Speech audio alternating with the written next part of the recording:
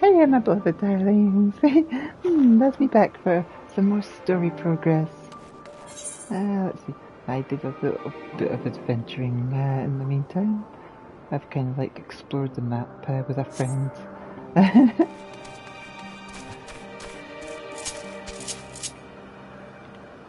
And they showed me some of the sightseeing logs.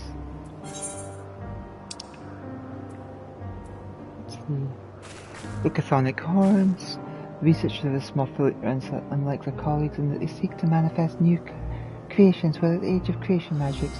Their natural breeding program pairs creatures of different characteristics, relying purely on chance to conceive, therefore unimagined possibilities. Metabisois Thessali, an annex to Chris Hyperborea. This facility is mainly concerned with the observation and evaluation of sea life, although its construction appears too narrow to support such an ambitious project. The building's interior harbours 6 separate marine habitats, each painstakingly created via arcane means. Leth. Following a process of exhaustive testing, a creation deemed unsuitable for release into the world is brought to this lake, where its life energies are magically unbound and allowed to dissipate. It is at once the most beautiful and the most sorrowful locale in Elpis. Kittis Hyperborea. This is the most extensive facility in Elpis. Kittis Hyperborea is a sprawling complex of magically simulated environs. Concepts awaiting evaluation are brought here for the last stages of observation, and upon meeting for the appropriate criteria, are finally released into the world at large. And Anganoris, named for an ancient word meaning recognition or discovery. This settlement houses those whose job it is to assess the creations admitted to Kittis Hyperborea. The observers study every aspect of their changes to then determine if a concept will add to or detract from the environment for which it was designed. There we go. That's all the little places that I was able to explore with my friend.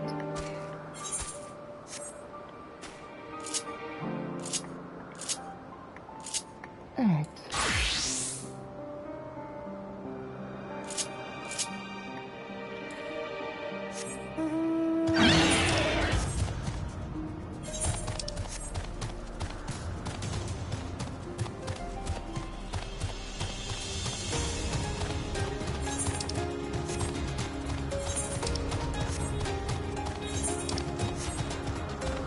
The way for story progress, story progress, story progress.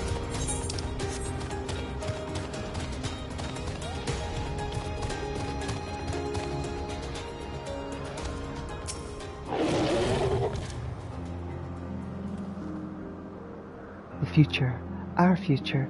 I'm deathly curious to hear more.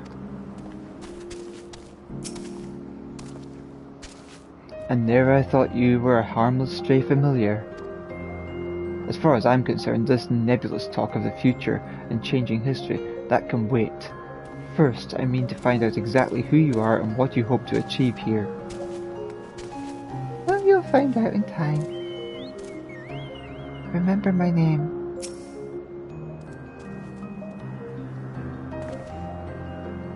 My apologies, but before we move along, a colleague has tasked me with a matter which I'd rather not leave unresolved. It involves finding a certain concept engraved crystal, and the quick-fingered Aureolus which made off with it. An Aureus, you say? I think we might have seen the culprit before being distracted by that business with the shark. Would you like us to follow its ethereal trail? That would of course lead us only to the Aureolus. There's no guarantee that it hasn't dropped or stashed away the crystal you seek. Please! Even that much would be enormously helpful. While you are hunting down the thief, I can follow behind and scour the forest flooring, just in case. Could I ask you to join the search? I would appreciate another pair of eyes to cover the land to the west of here.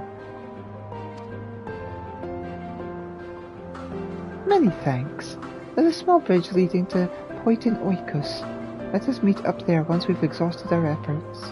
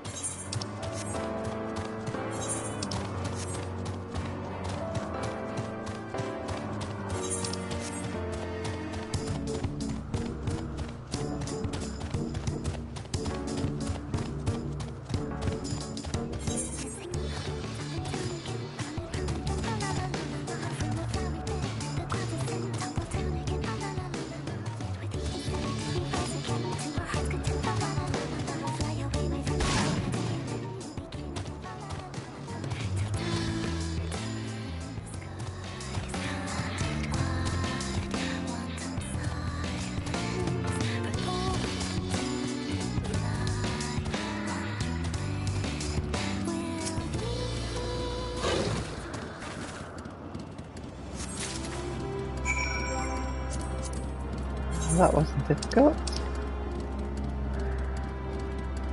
A scintillating crystal upon which is stored some manner of esoteric concept.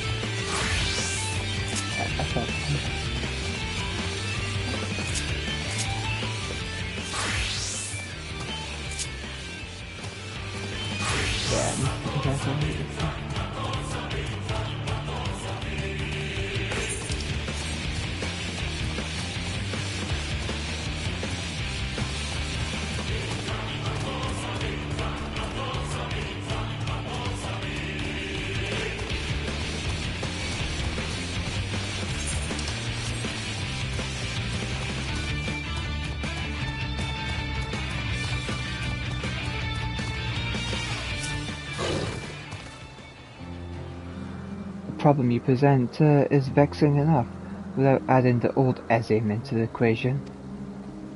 And she wonders why these lines upon my brow grow deeper, when she herself wields the hammer and chisel.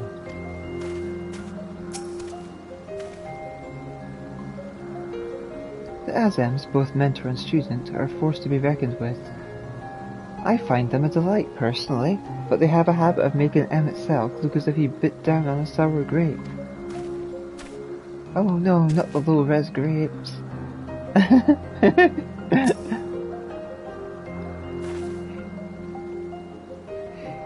Our last searcher returns. I'm afraid that Orias no longer had the crystal, nor was I able to find it as I followed in its wake. I don't suppose you fared any better. Ah, what would you know? Here it is. The crystal! Well done! Wonderful. Now I can focus on your tale without that missing concept nagging at my mind. Have you always had a knack for finding things?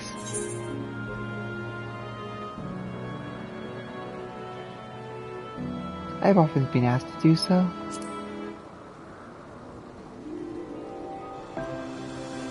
Oh, you too! Some of us seem destined to always be searching, for ourselves and for others. Long ago, when I held the seat of Azem, I was forever trekking back and forth across the star in search of answers to the people's problems.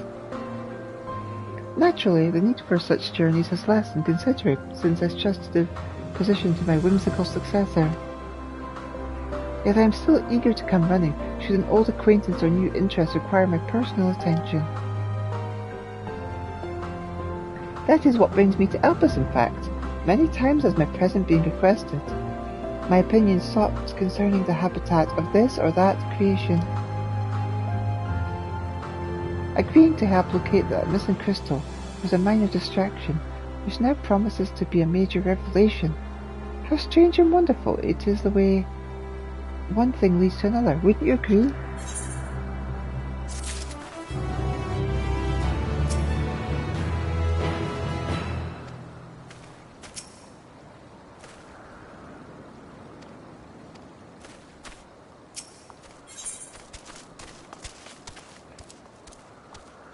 Bennett is in a cheerful mood.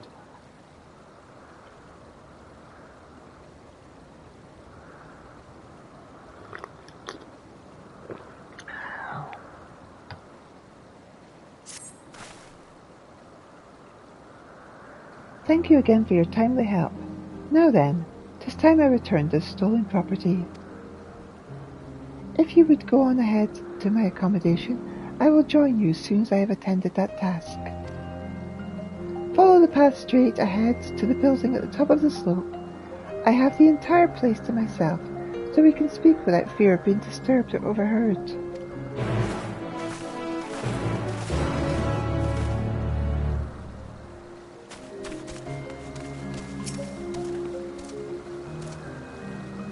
I always feel all better after taking the short respite to converse and debate with my associates. I consider it essential to exchange ideas with my colleagues regarding my observation work. Without such external stimulation, one has a tendency to lose the forest for the trees, so to speak.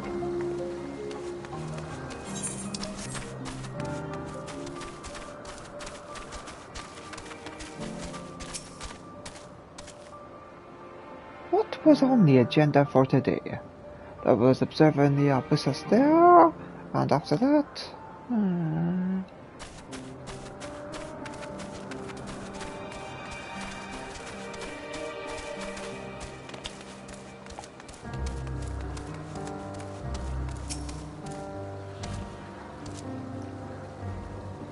It is finally time to test our creation's ability for flight. We mean to start from a modest height, in case there are any unintended mishaps.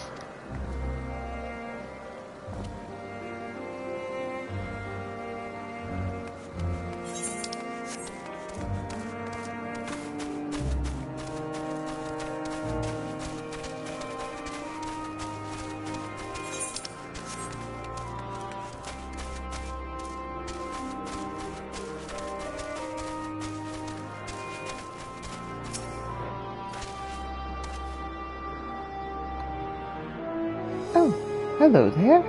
I haven't seen you before. Did someone create you just recently?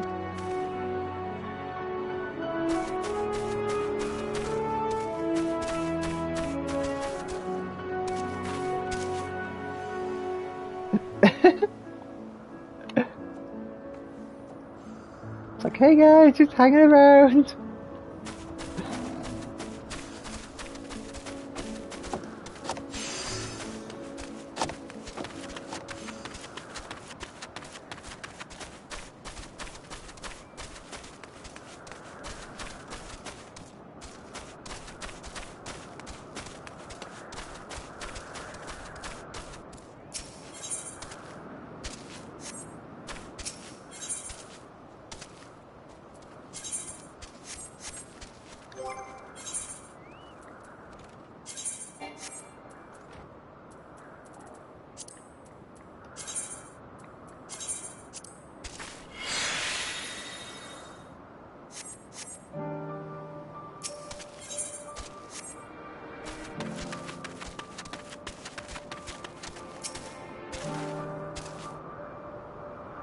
Are you quite alright?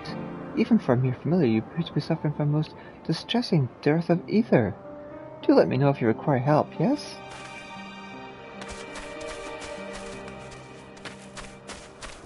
Fairies!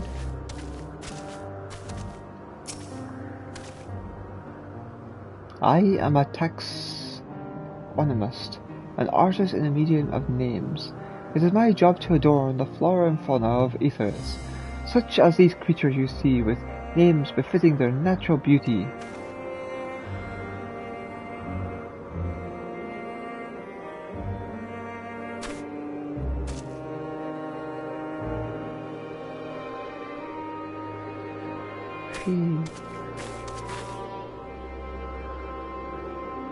Oh, they're so adorable.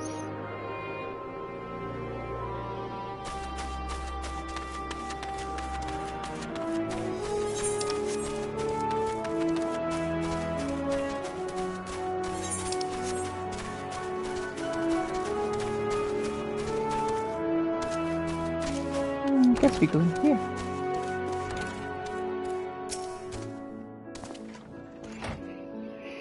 You needn't be nervous around Venet. Those white robes mark her as one of fair and impartial reasoning. Aside from the emissary, Elizabeth's, such garb is only worn by those who have stepped down from public office to serve as advisors. Whatever you have to say, she will listen without judgment.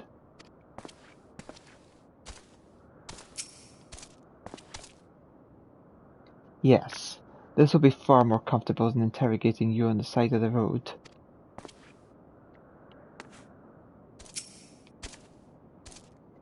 Welcome to my temporary abode. Please, make yourself at home while I put on some tea.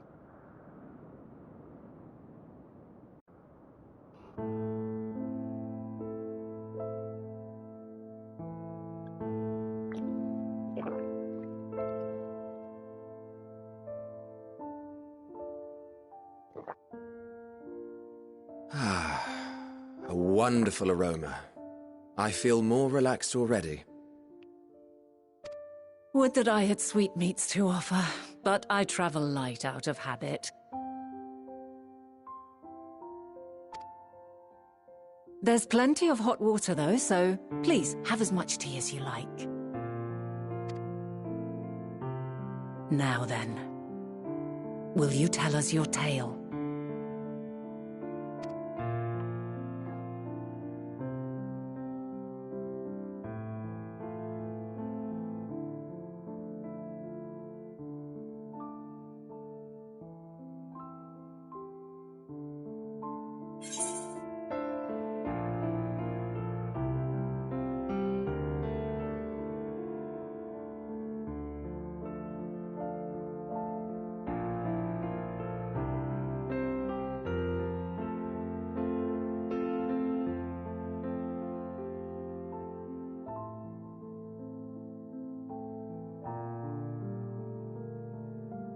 A calamity called the Final Days has befallen the world.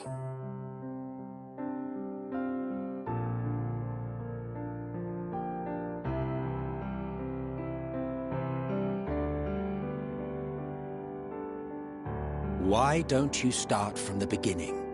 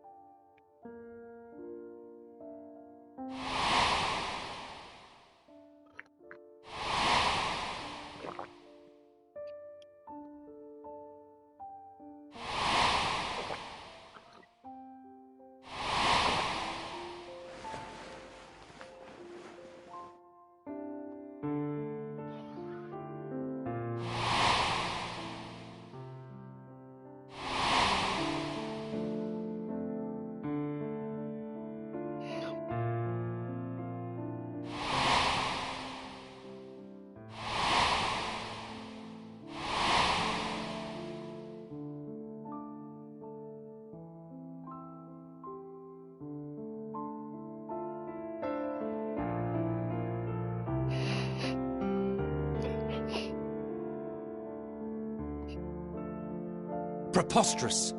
Utterly preposterous! While not the words I would have chosen, I too have my doubts. Much of it borders on the incredulous. What of you, Vanar?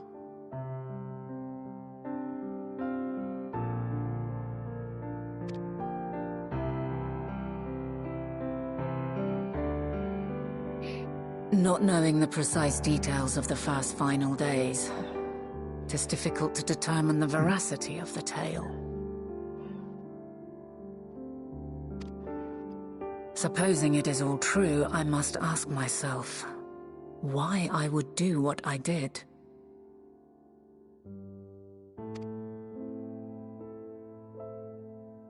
Why would I feel I had no recourse but to oppose the 14 and create this Heidelin?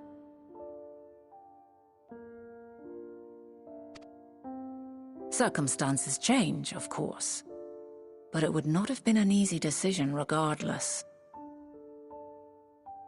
No, there must have been a reason. One compelling enough to force me to take such drastic measures. Then there is the Elpis flower, which I said would serve as a guide. That it's of import to your mission is plain, but your presence here leads me to believe that this place also holds significance.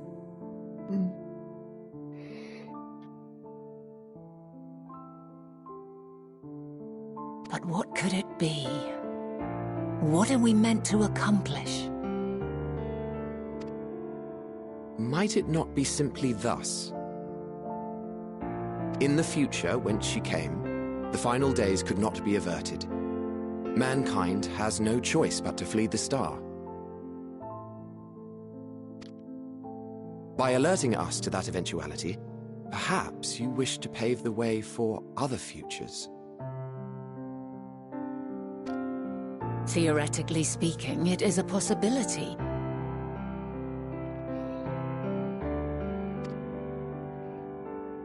Yet if that were my primary objective, I see no reason to guide our friend to Elpis specifically. The capital and Amarot, or even my own home would be more logical destinations.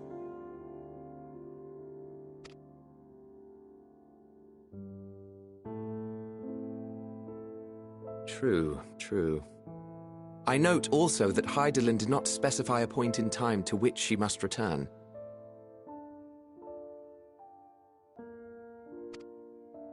By this, it may be inferred that it was not critical that we should meet.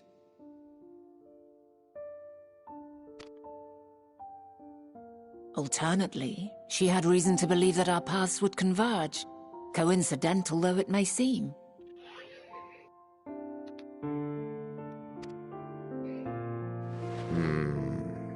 This is quite a puzzle, and we do not have all the pieces. Hardly any. But we do have one immutable fact. If the final days are indeed as described, they will bring death to all that I hold dear. Yet despite being afforded long years of preparation, the only provisions I could make were for flight. Nay, my first and foremost endeavor would be to find a way to forestall the coming doom. Given that even the 14 failed, mayhap you deemed it impossible. Nothing is impossible. This I have always believed. And if Hydaelyn is indeed me, she would believe the same.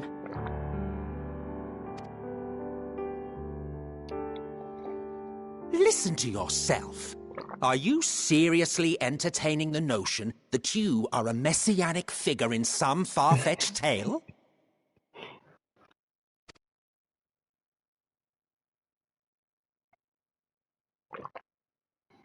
Well, I will not.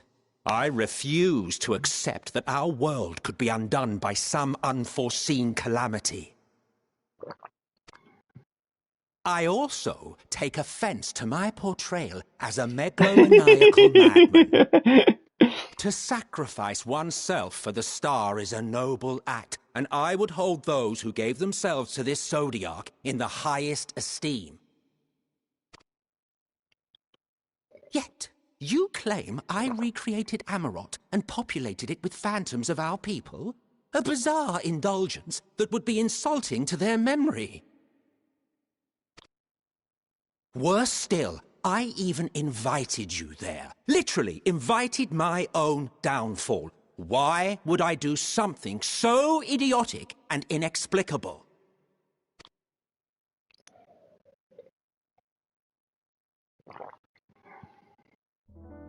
Now, I will allow that the hypothetical task of restoring our world would be daunting in the extreme. The thought of having to bear such a burden for 1,000 lives horrifies me. But I would never forsake my duty. I would never forsake my brethren.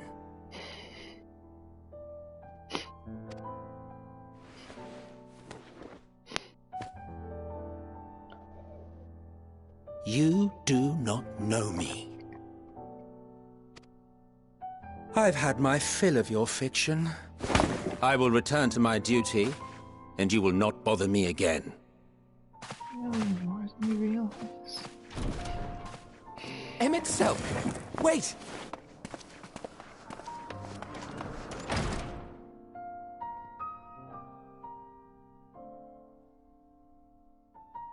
You've seen much of Elpis already. If you have any observations to share, I should like to hear them.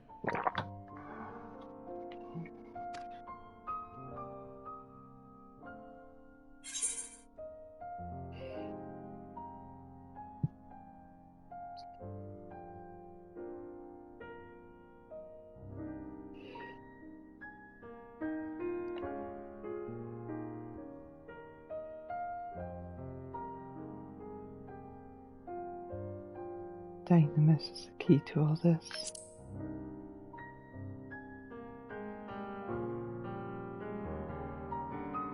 Ah yes, the energy distinct from ether. Though not my field, I have a basic understanding of Dynamis. And you say Hermes researched the phenomenon in the course of creating Meteon? Yes, I believe this warrants further investigation.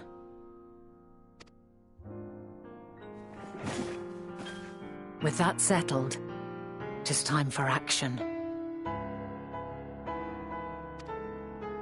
The missing pieces of the puzzle are here, I'm certain of it. And when you find them, the picture my future self has painted will be complete, and you will have your answer.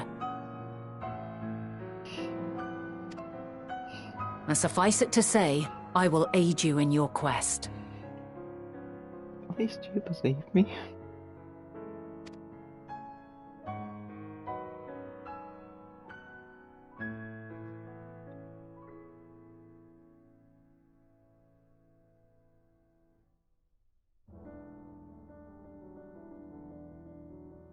Have faith.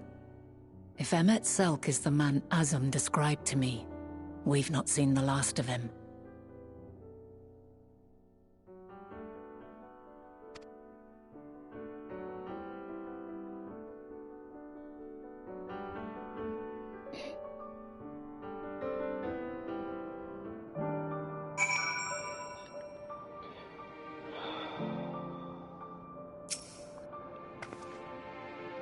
Shall we begin our investigations then?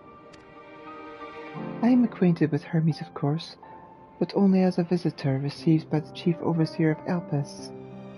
Of the man himself I know only that which is common knowledge. Thus I suggest we fall back on the tried and true method of conversing with the locals. The observers who live here can surely tell us more of Hermes and Meteon, and they have a good idea where we might begin.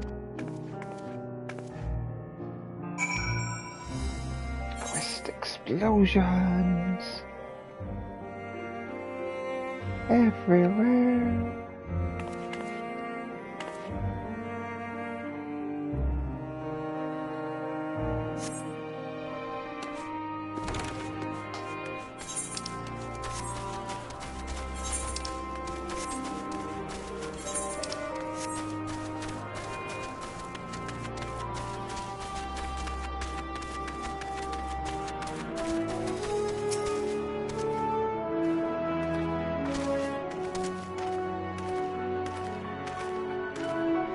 See you the woman standing in front of yonder building?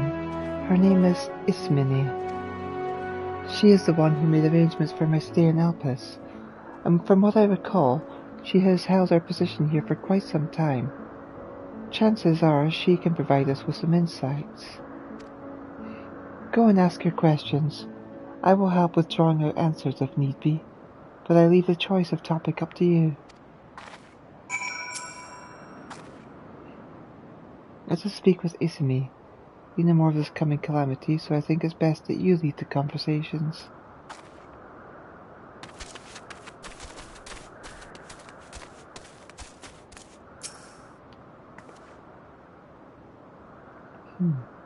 Questions? For me? Well, I suppose I have no other pressing duties at the moment.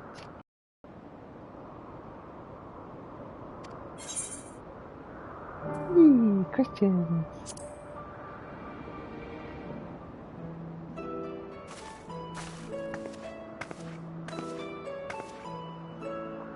Greetings, Izumi. My friend here is desperately curious about Chief Hermes, and I was wondering if you might indulge her. Certainly, Mistress Bennett. Anything to be of service. What do you wish to know?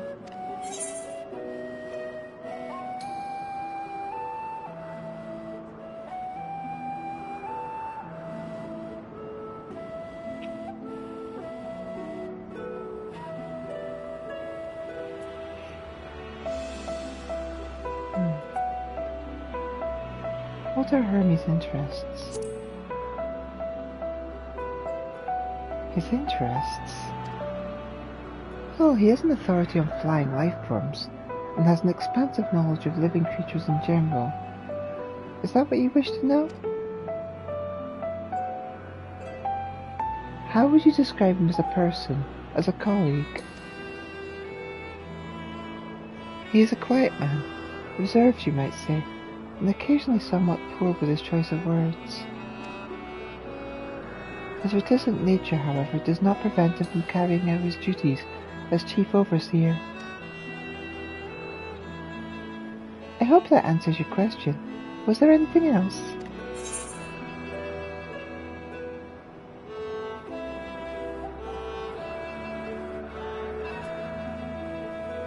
Do you know of Meteon's abilities? It's no secret she is a highly unusual familiar. Of late, the Chief often makes us friends with her, like a mother hen raising her chick. I understand that she is able to read emotions and communicate directly with one's mind. Exactly how she was created with that talent, however, is a mystery to me.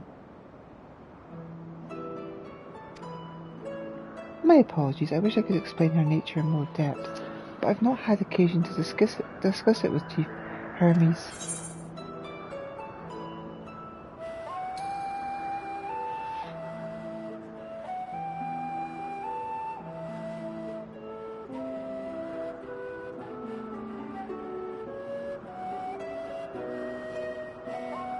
Do you wish you knew him better? The Chief may not be the most gregarious individual, but he engages with us as is necessary for everyone to perform their duties. I wouldn't want to intrude upon his privacy for the sake of curiosity.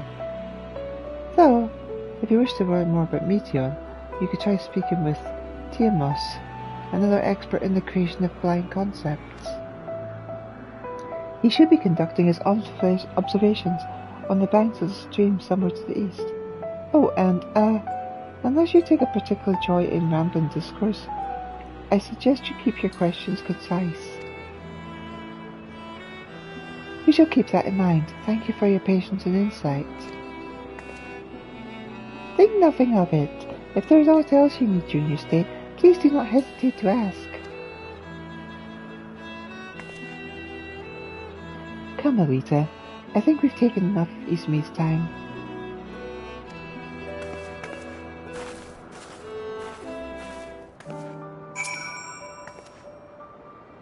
You're a familiar, yes? Belonging to Mrs. Bennett? You couldn't have been blessed with a finer master.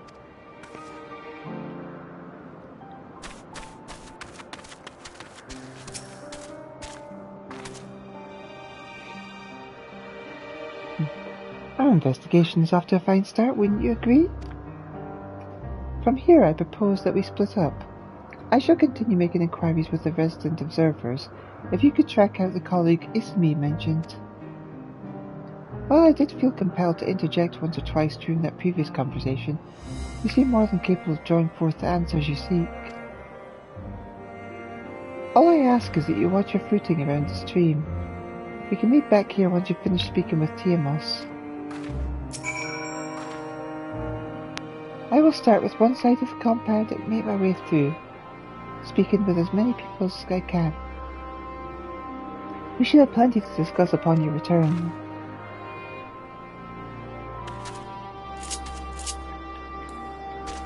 Okay, not at all, I think we got familiar.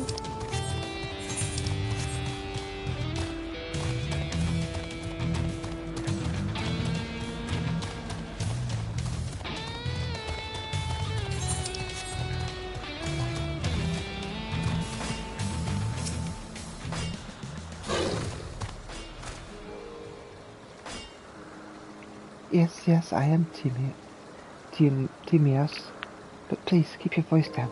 You'll startle the birds.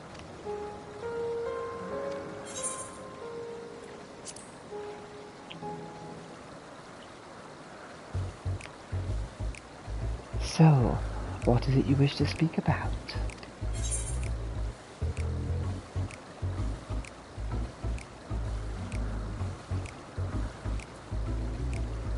What do you think of Chief Hermes' flying creations?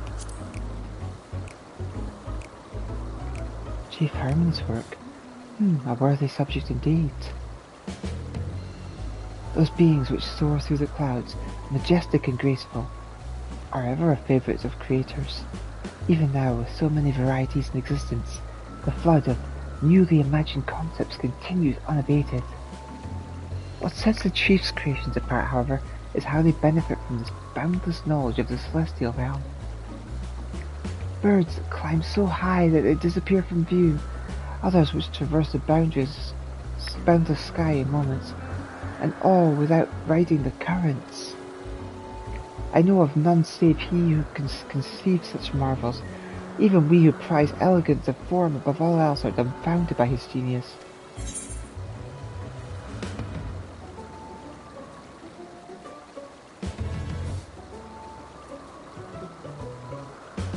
Meteon too is a marvel then? My opinion on that matter would be superficial at best. Despite my admiration for Meteon's concept, I have never delved too deeply into the inner workings of her nature. I know that she has a gift for communicating via emotions, but otherwise her abilities are a mystery to me. If Chief Hermes should choose to submit Meteon's concept to the Bureau of the Architect, then the design will be registered for the public scrutiny. Analysing a colleague's creation before that step is frowned upon, to say the least. Of course, if you came to me, a fellow artisan, looking for advice, that would be an entirely different story.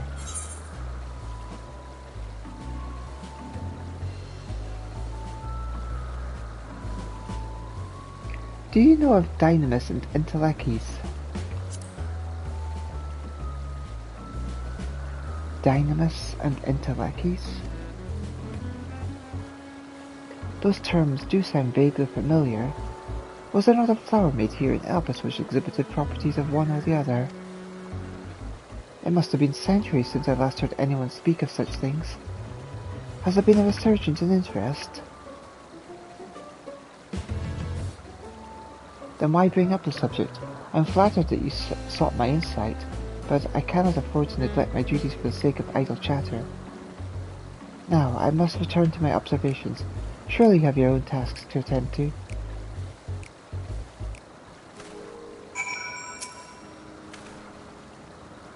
As I've said, I have work to be getting on with. If you wish to speak more, you'll have to wait till I finish for the day.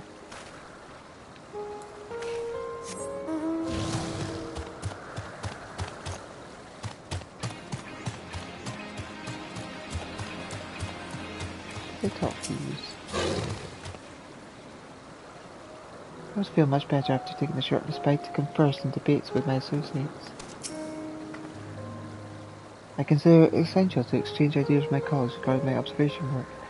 Without such external stimuli, one's tendency to lose the forest for the trees, so to speak. Oh yeah, I've talked to you. Yeah. Here we go.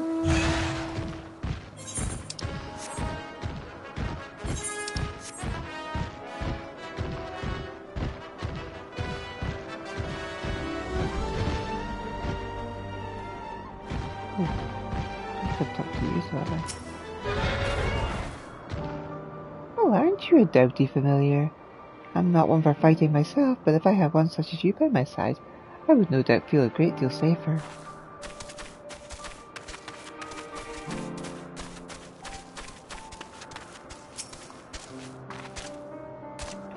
Back already? That was quick work. You were obviously clever enough to head off any of that rambling Isame mentioned. So, have you any new findings to share?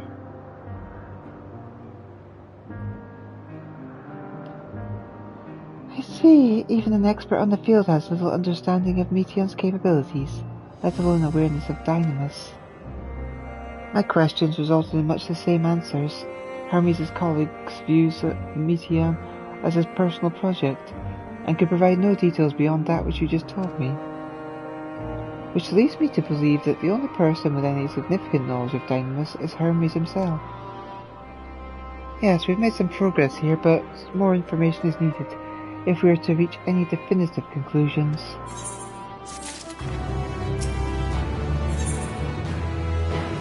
Bennett is musing over your recent findings.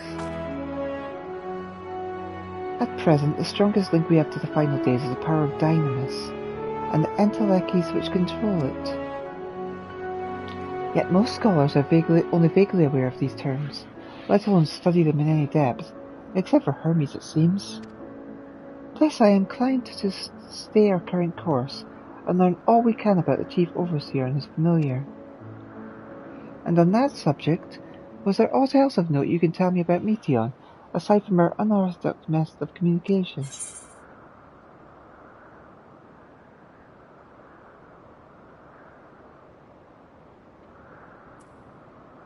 She and her sisters were created to journey the stars in search for intelligent life.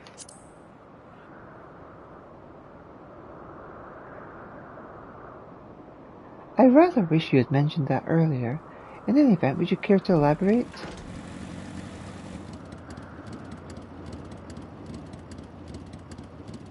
So, these siblings of hers now travel the great expanse, in search of a deeper meaning. Thank you. Though the mystery at hand remains unsolved, I feel you've touched upon a vital clue, one we should keep in mind as we continue.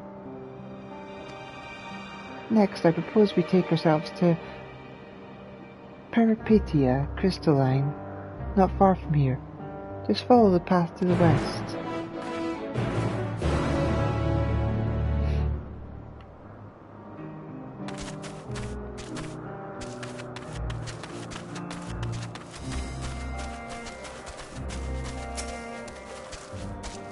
Registrations for amphibious creatures have come to dominate of late, but felines remain popular as ever.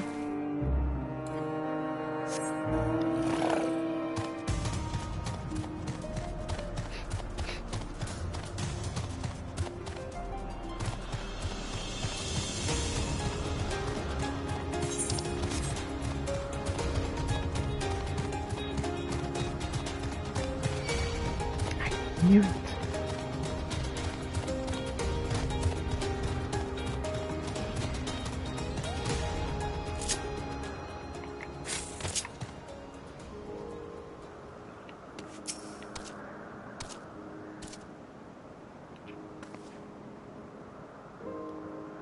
This tower and the one further along are both part of Peripetia Crystalline, the facility where the archive of all of Elpis's observational and testing records.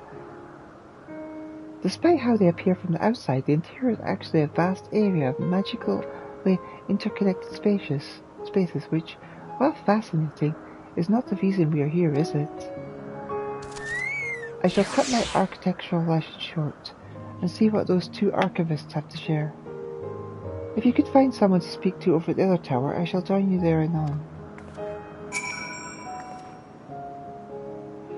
How odd that I should suggest this approach without a second thought.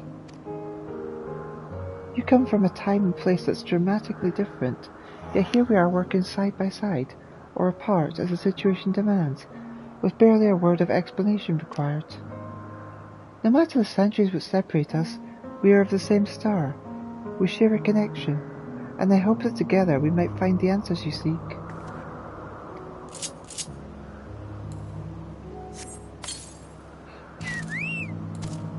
Get back your chair there.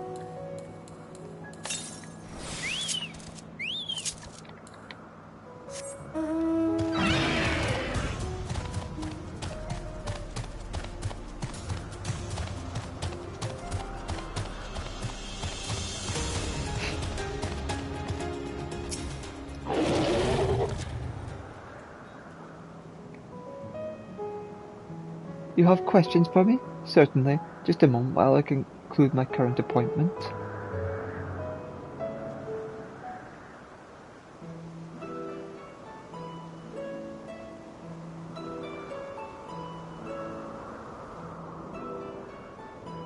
Indeed.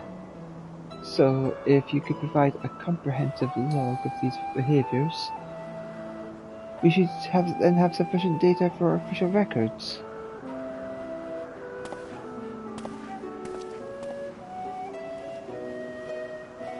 Now, what was it you wished to speak with me about?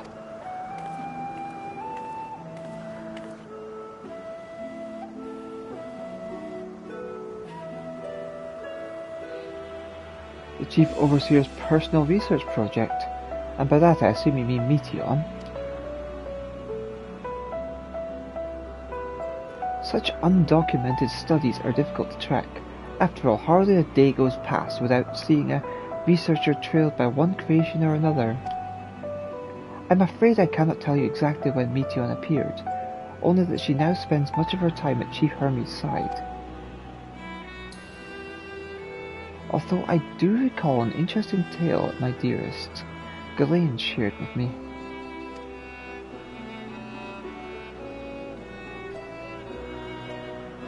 Ah, Ghislaine is my partner, and a fellow researcher here in Elpis. She was returning late one night when she saw sight of Chief Hermes sending Meteon heavensward. A host of them. For several days, she would speak of that scene with wonder, describing it as one of the most beautiful spectacles she had ever witnessed. That sounds like a story I would like to hear. Oh, that sounds like a story I should like to hear.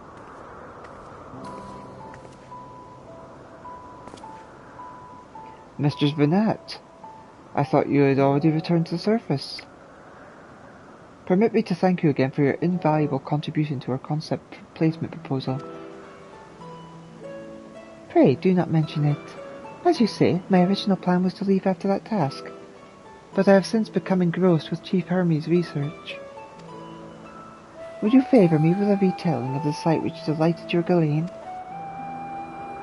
Of course, or you could hear it from her lips directly if you prefer.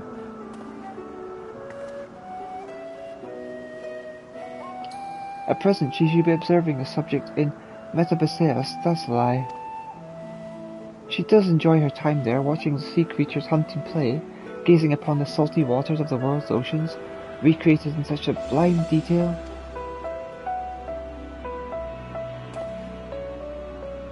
I imagine you must find similar joy indulging your boundless curiosity, Mrs. Bennett. Even though such pursuits must be continually and regretfully delay your return to the star. Indeed they do. 'Tis a rest well deserved and long overdue, I should think. How greatly have we prospered for the wisdom you accumulated during your travels as Asim. And what would Elpis be without your earlier academic work? The theories you developed served as a basis of many techniques still in use today. Man is a creature of contemplation, and none embody that nature with as much enduring passion as you. Aye, I dare say there is not a soul alive more worthy of a return. I shall rejoice the day you depart on your final journey. I will be honoured.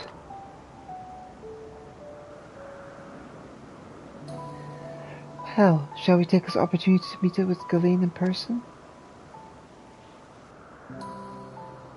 Then allow me to reconfigure the door to the archives here.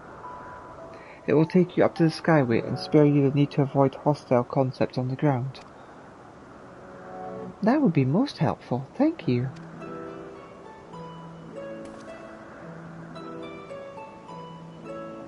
Magic door, get to work!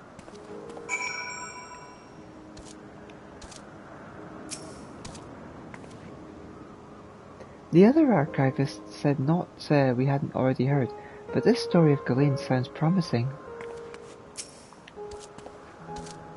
I have opened the path to the Skyway. Once you pass through the door, simply walk straight across to the next tower and ask for admittance to the upper tier. Upon arriving at the upper tier, walk straight across the Skyway and you will find yourself at the entrance to Metabaseus Thessaly. Ghislaine will be eager to share her tale with you, I am sure.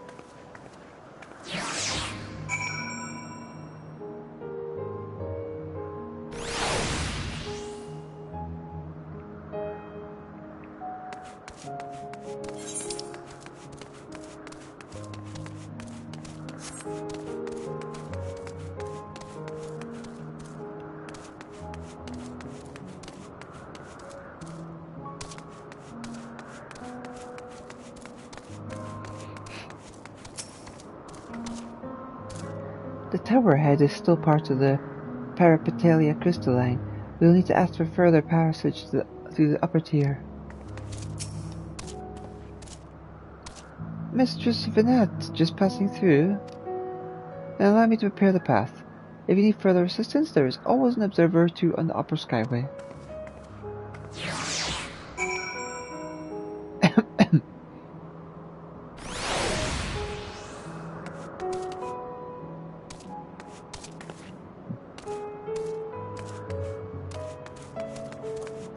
I feel like I'm climbing up Yggdrasil.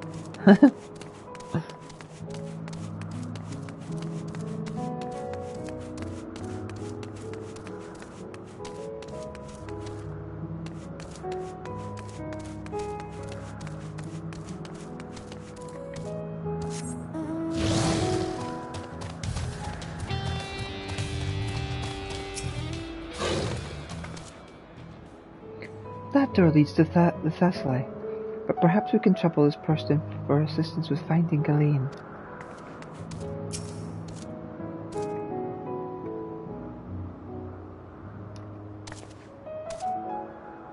Mistress Vinette, I was not told to expect.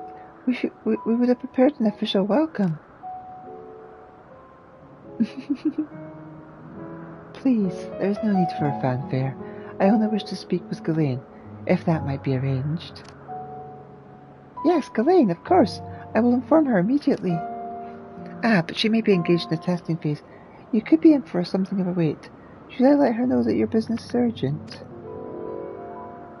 That won't be necessary. This lovely view will keep us occupied until she is ready to receive us.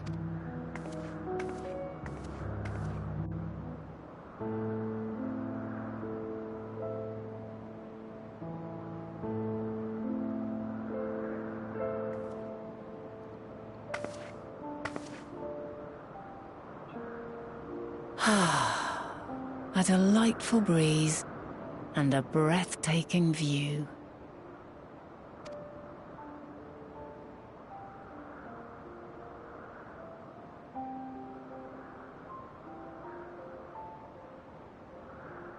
What is it like in the future?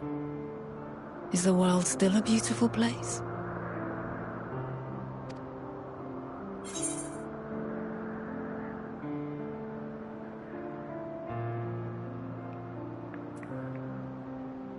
Some parts, yes, others not so much.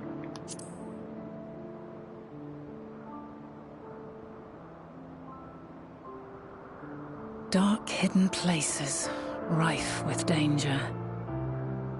Those have an altogether different, but no less powerful sort of appeal.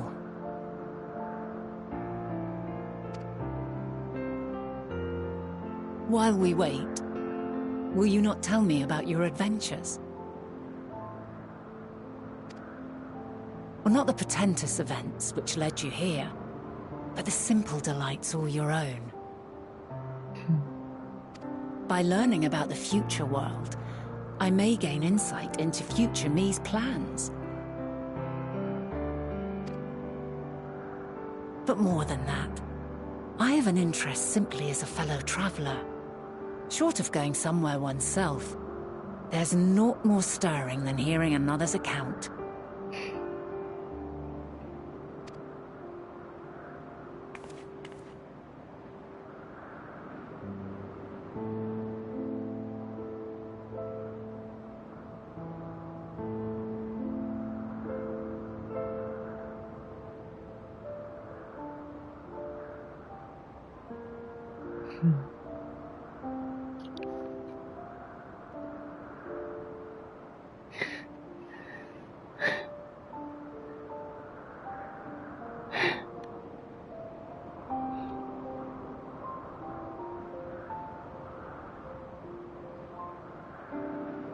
Incredible! Would that I could have been there to see it.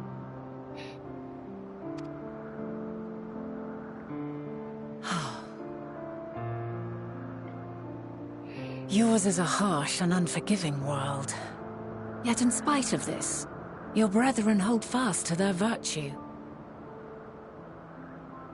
To know that the light of mankind's potential still shines, even in that faraway place, it gives me heart.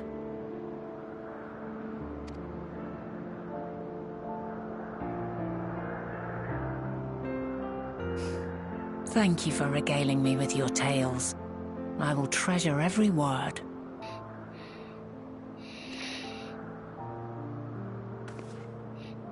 As you know, I was once a scholar. And among other things, I sought to understand the workings of the world. What exactly is ether? How formed the laws of nature? Whence sprung mankind? Riddles and mysteries beyond counting. Over the years, I have managed to find answers to some few of them.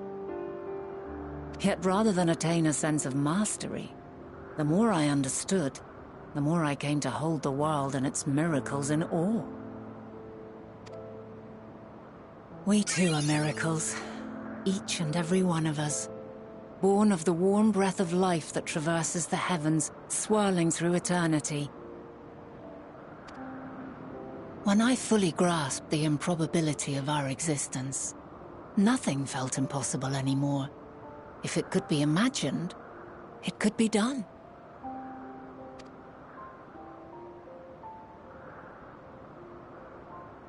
A passion swelled within me, an epiphany dispelling all preconceptions of what was natural and true.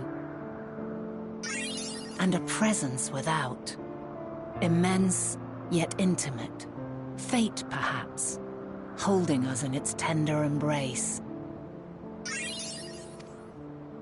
As reassuring as it was intimidating, how keenly aware I became of creation's fragility, built as it is upon precarious happenstance. I was overcome with an irrepressible urge to know the world more intimately, to hear its voice, feel its breath.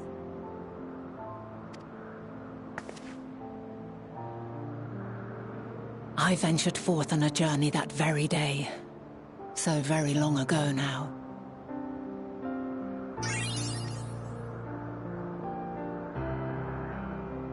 Freed from presumption and prejudice, I saw the world through a newborn's eyes.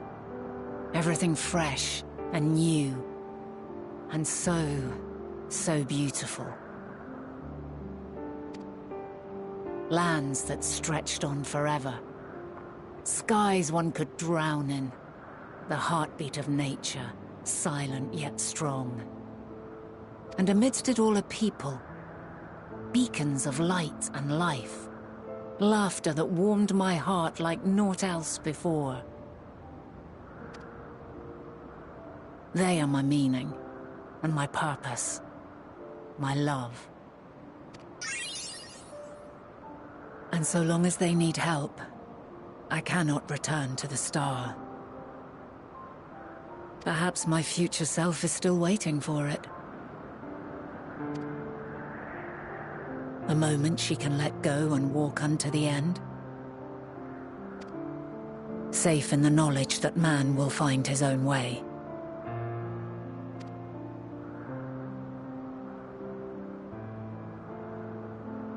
You, who are our future, tell me this, and tell me true. Has your journey been good? Has it been worthwhile?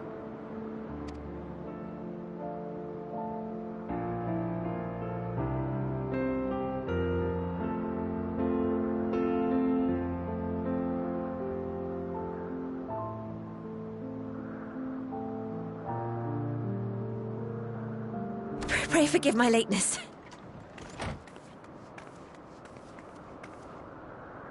My observation subject was rather irritable, and it took a while to settle it down. No need to apologize. Your work takes precedence. Besides, we had a pleasant conversation in the meantime.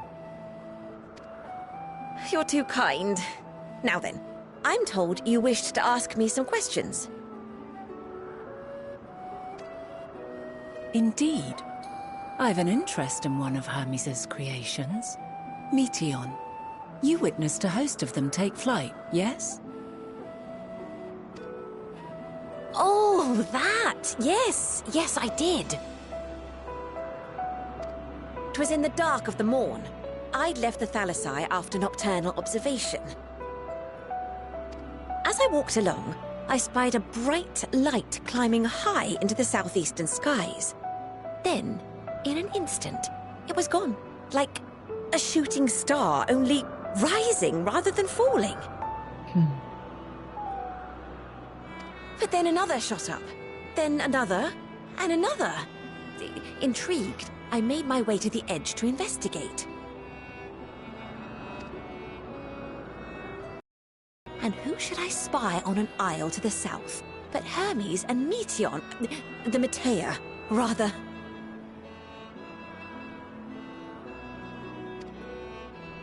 There were lots of them, and I realized they must be the shooting stars that I'd seen. A dazzling spectacle indeed. Have you spoken with Hermes about this? Oh, yes. The sight left such an impression on me that I approached him about his mystery project the very next day. Alas, he said that he couldn't reveal anything just yet, that he needed to conduct further tests.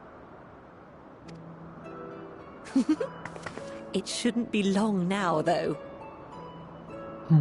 He often returns to that isle, and I have a feeling he's nearing a breakthrough.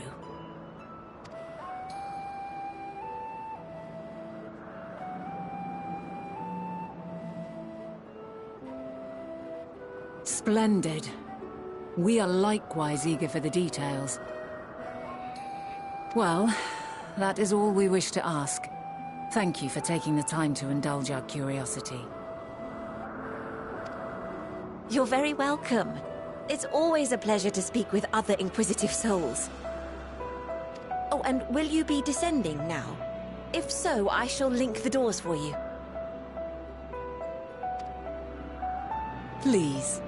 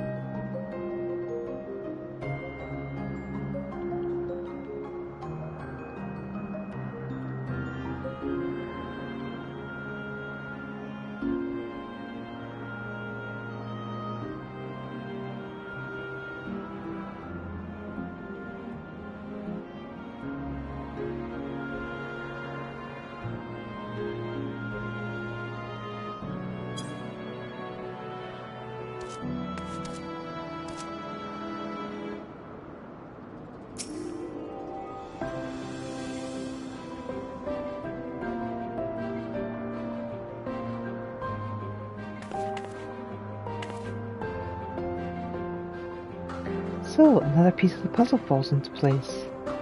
From what we've learned thus far, I think we can safely conclude that Hermes hasn't been revealing the details of his research to others.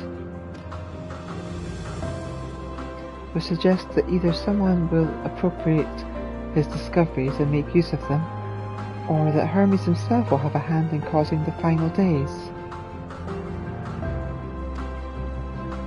Since we have no reason yet to suspect the former, we should consider the latter the more likely possibility. Proceeding under that assumption, our next step should be to divine why, or even if, he might desire such a terrible fate for a star.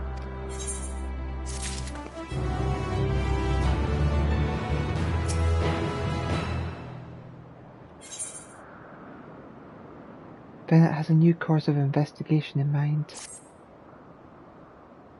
I should like to visit the site from which Hermes sent forth the Metea.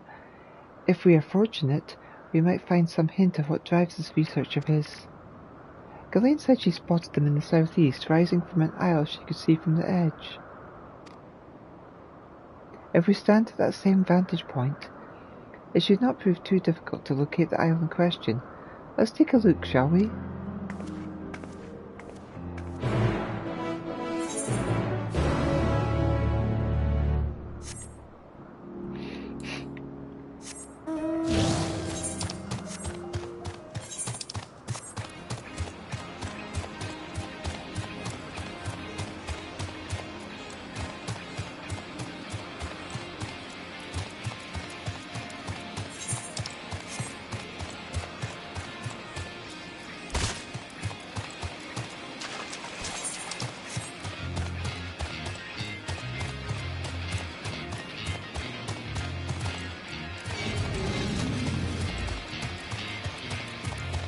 Nope.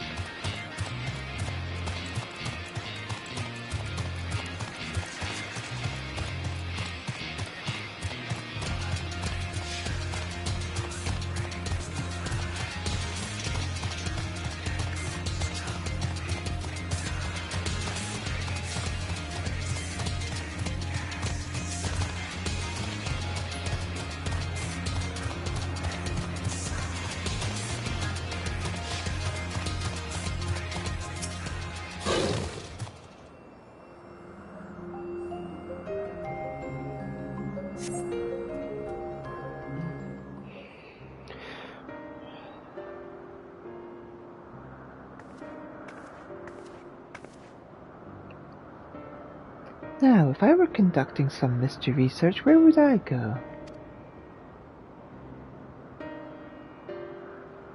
Ah, what about that one? Have you the means to fly? 'Tis quite a distance away.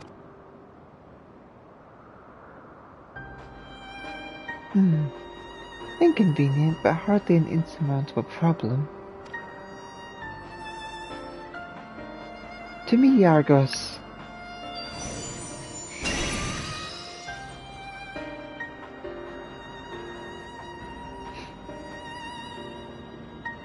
My friend, would you mind creating a double to carry Elita here over to the island?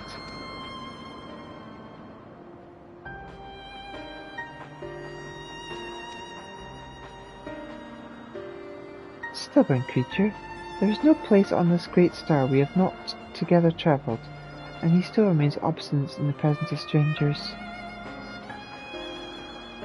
Argos has rather exciting standards, I'm afraid.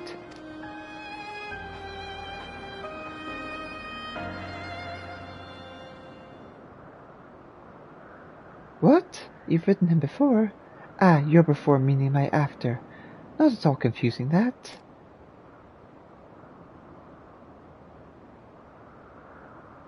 Interesting. 'Tis certainly not unthinkable.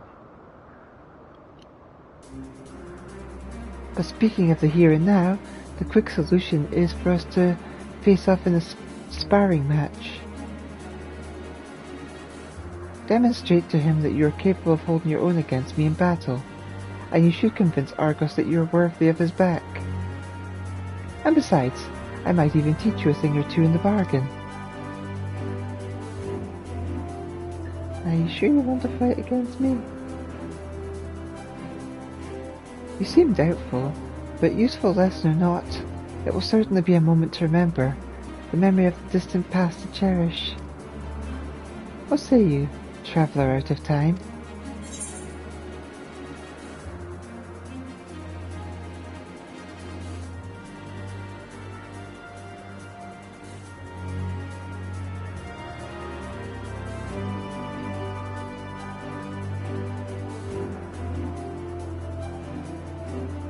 I will do what I must.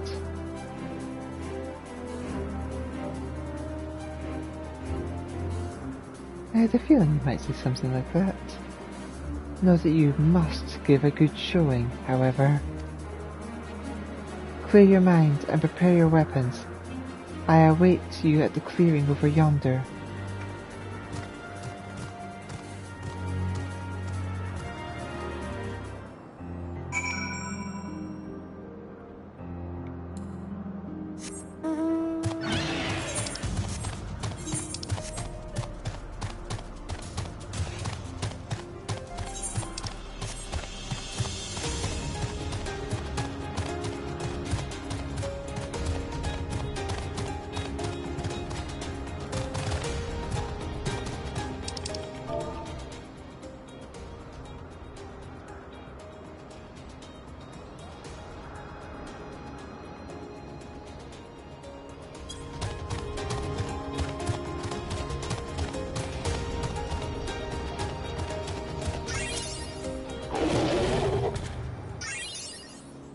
The entity is identical to the one you encountered in Marielmatorium, except this Argod is pointedly ignoring you.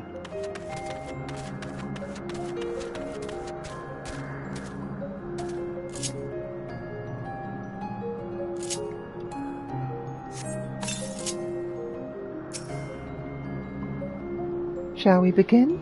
Be warned, I'll not go easy on you.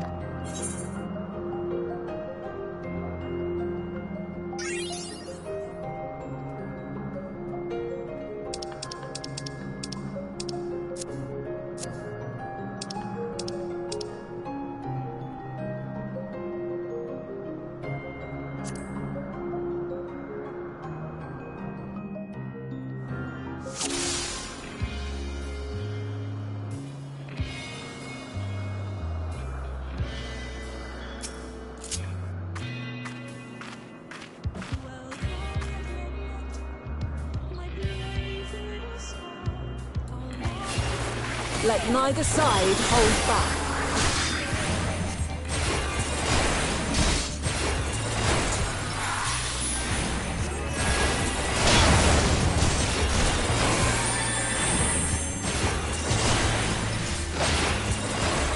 My blade sings!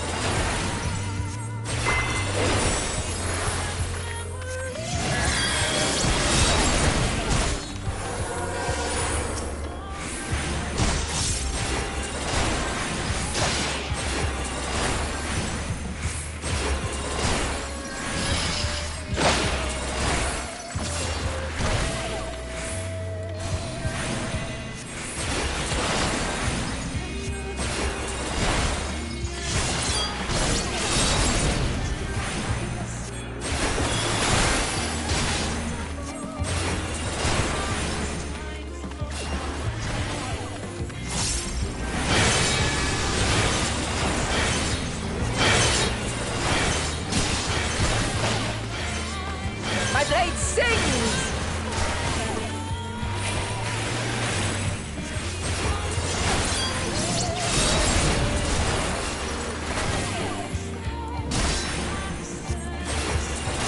Impressive.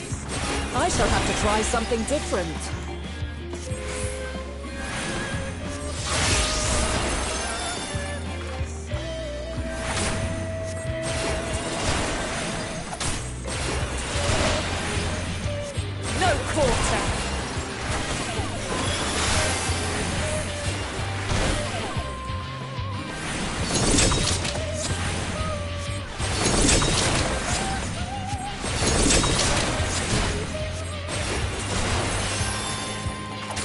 Have a taste!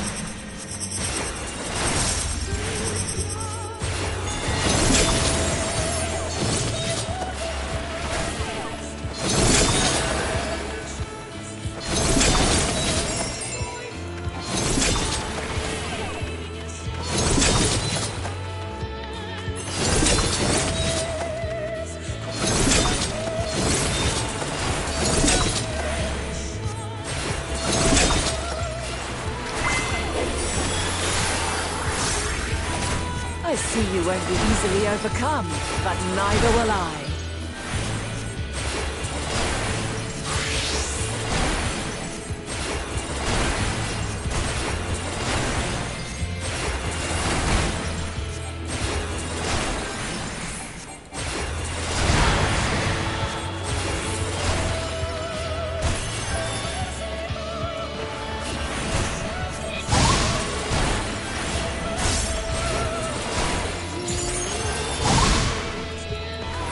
Prepare yourself!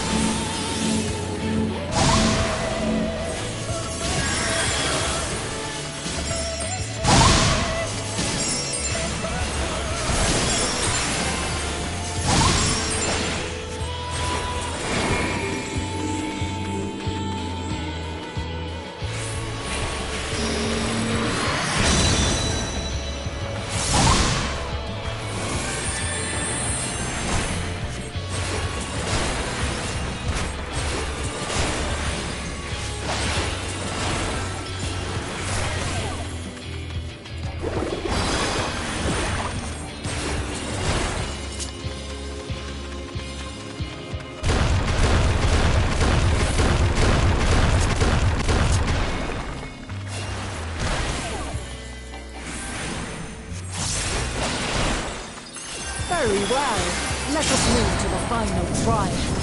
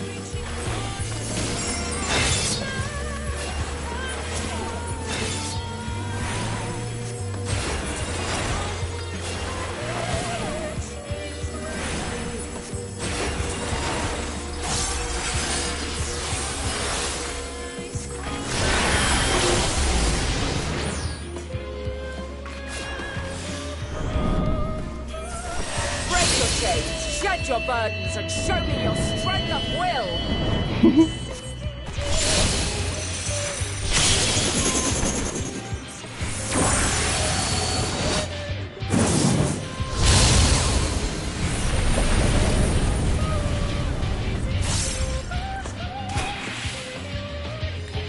You still stand.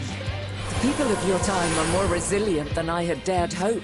I have seen enough.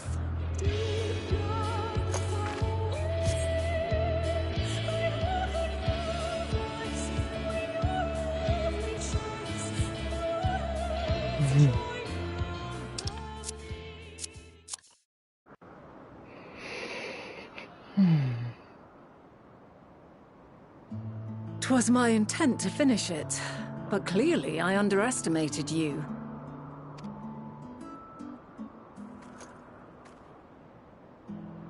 One would think I never learn.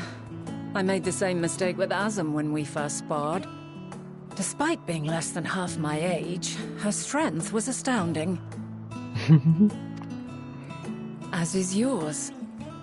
'Tis plain you have weathered considerable hardship. Far more even than your tales would suggest. It seems we have both learned much on our journeys.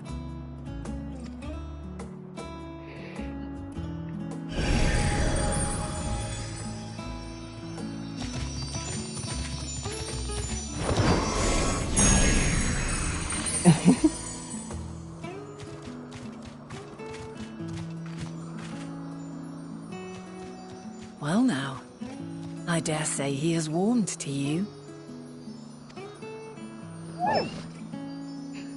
A boon to be sure.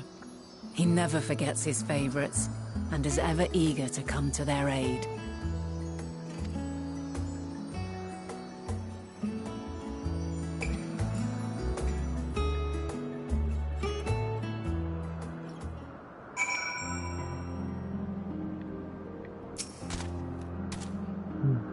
I see why you came to me so eagerly in the future. Argos will soon have us standing on the very spot where Metia made their departure into the night sky. With luck we will learn something of Hermes' intentions. My hope is that we find no connection, no festering wish for oblivion. Then we might have Hermes and his considerable expertise working for us rather than against us.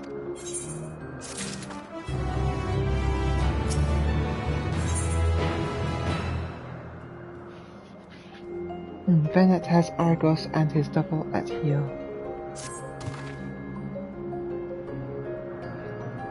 Let us move over to the edge before mounting, shall we? That will allow Argos to catch the currents rising up from below and give us a smooth ride over to the Isle.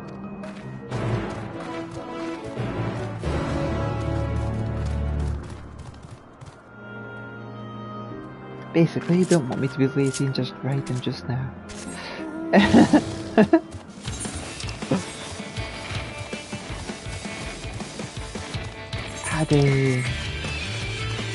Padding for the journey.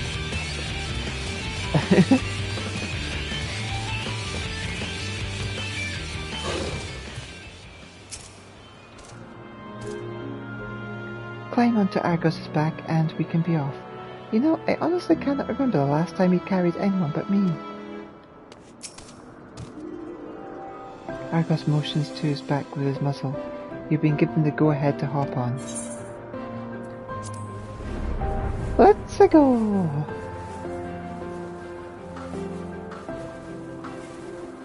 Isn't this pleasant? Argos seems to think so.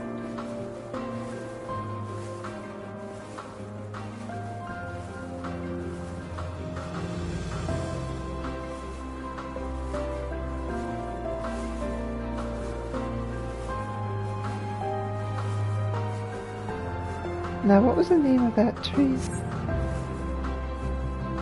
Noe something. Ah, Noe Tuffin. Quite a striking specimen, is it not?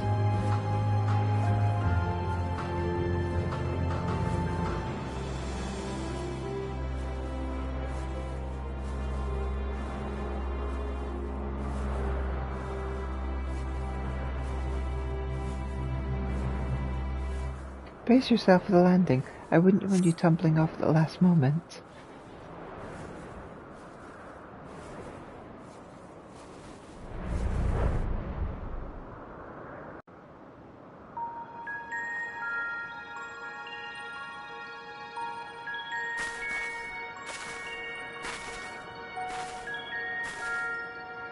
Quite a small place, lacking even the most basic equipment.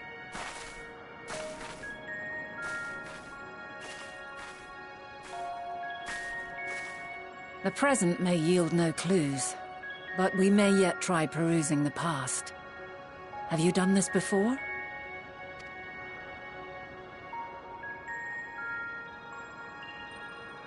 So you cannot control the power freely. Worry not.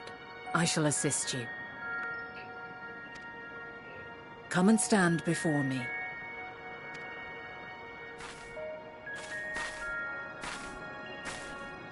There are two ways to see the past.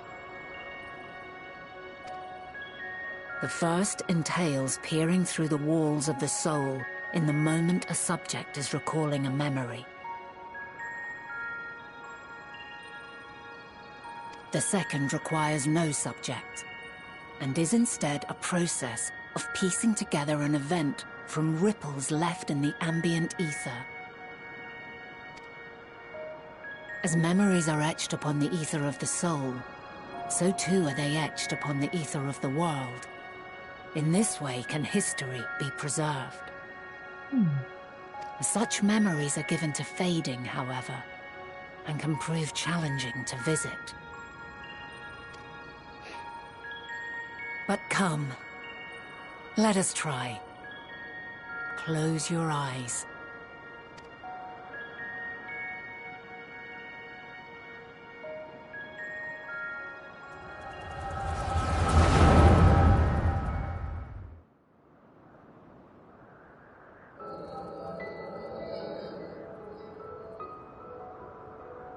All units fully functional and proceeding on course towards their respective stars.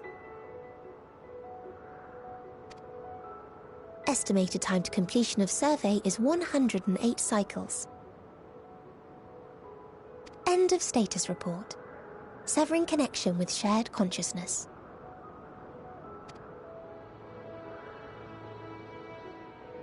Did you hear that, Hermes? All is well.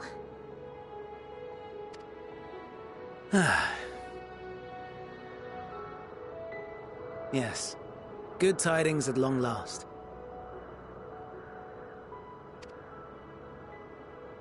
Every step of the way, I've been reminded how little we understand creation. How the universe defies imagination. But soon we won't need to speculate. We'll know the answers. What others live for. Indeed. And we'll owe it all to you and your sisters. I wonder what answers we will get. Whatever intelligent beings that exist out there are bound to be vastly different from us. Diverse in form and culture, possessed of unique ways of thinking. Their conception of life and its purpose will be no exception. Completely and utterly unlike ours. Utterly unlike... how? I have no idea. Yet whatever answers we receive, I will not dismiss them out of hand. No, I will think earnestly on them all. And I will share them with our people, that together we may contemplate our own existence. Perhaps then our star will become a better place. Not only for man, but for all life.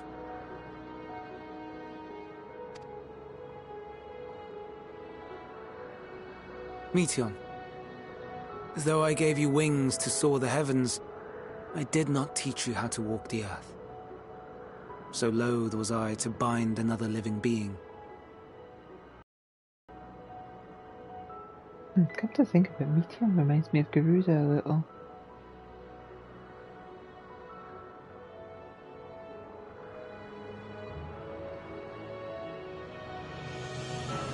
In the course of your long journey, you will learn from those you meet. Learn to walk and run and so much more. And when you return, older and wiser, we will have a celebration to mark your homecoming and coming of age both.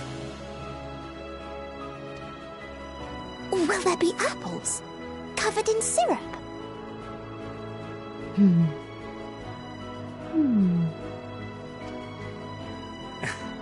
And how are you supposed to eat them?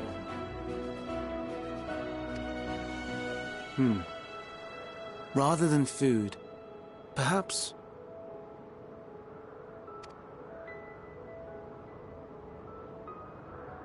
a flower. Yes. Upon your return, I will gift you a beautiful flower.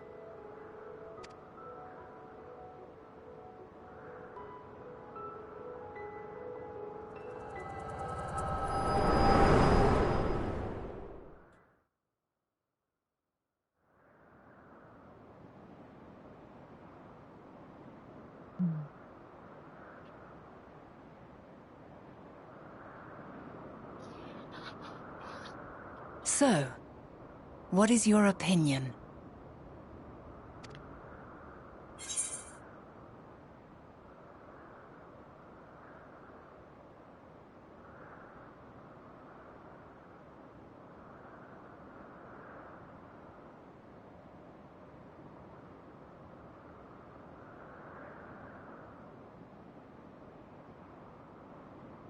Hermes wouldn't wish for the final days.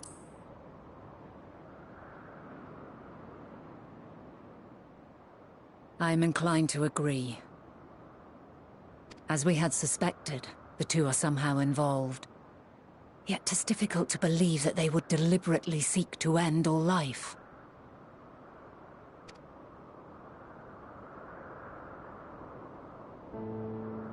In light of this, I propose that we reveal your tale to Hermes himself. If he does not wish for the final days, as we believe, he may well join us in pursuing a solution.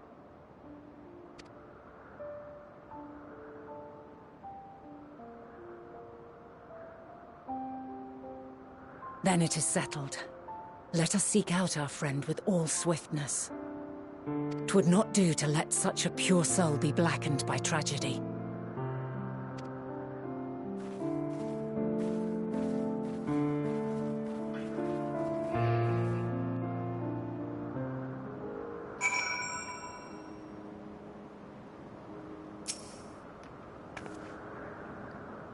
There are many number of places where Hermes might be in Elpis. But we could do worse than to look in Gitis Hyperborea, the larger facility. It stands in Ithilsocoros Beros, the Northern Isle.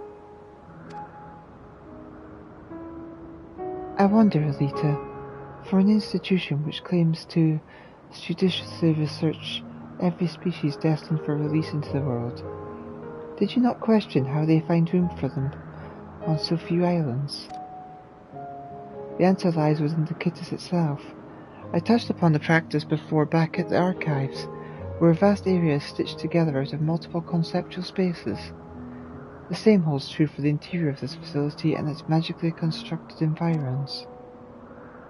'Tis there, within those sprawling habitats, that the chief overseer and most of Elpis' observers conduct the bulk of their work. Come, the simplest route is via the Noose, north of the Poisons.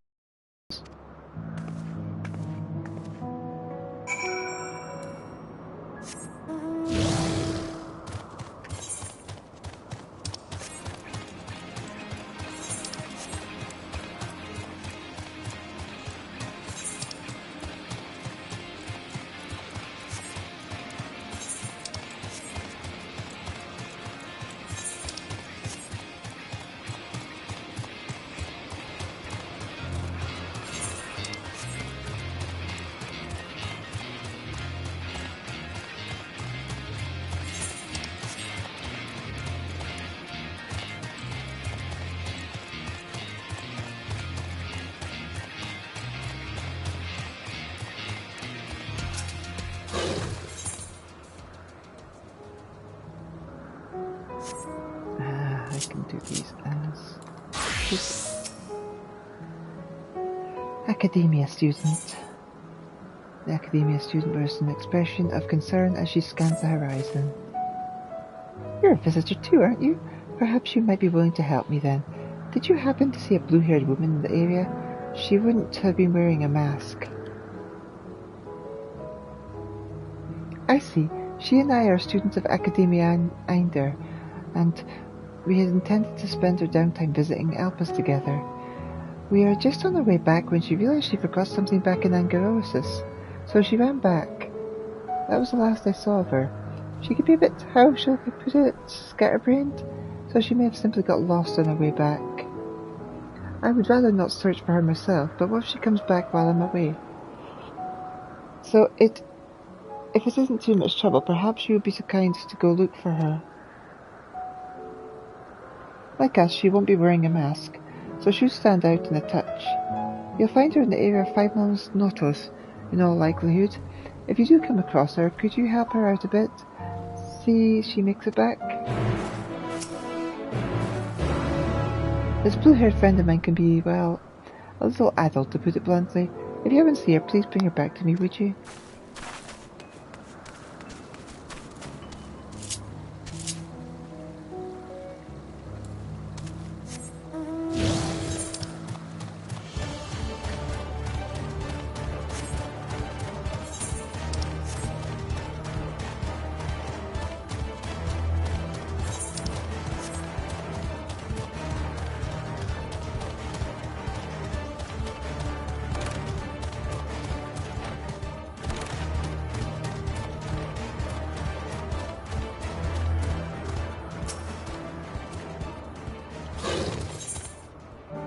Myra appears to be mildly perturbed. Well, this is a pickle. Whatever am I to... Please tell me you're here to deliver a message from Cleon.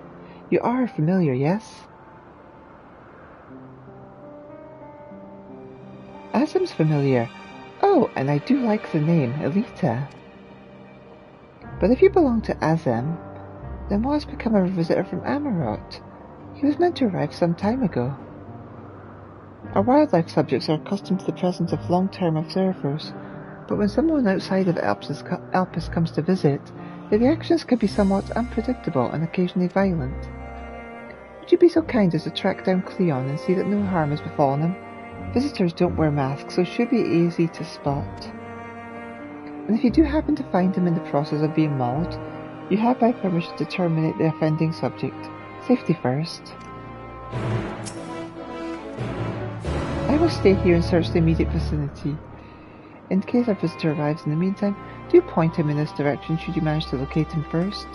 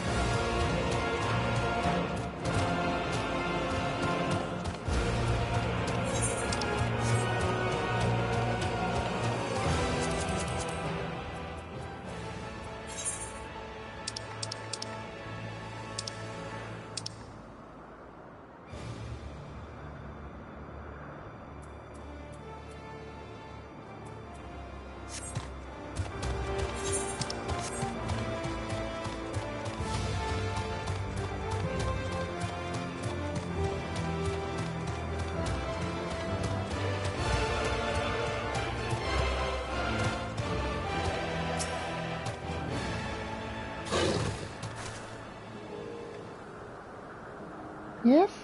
Can I help you? Oh, wait. Do you need directions to somewhere? Not to be rude, but I beg of you, ask someone else. I happen to be lost myself.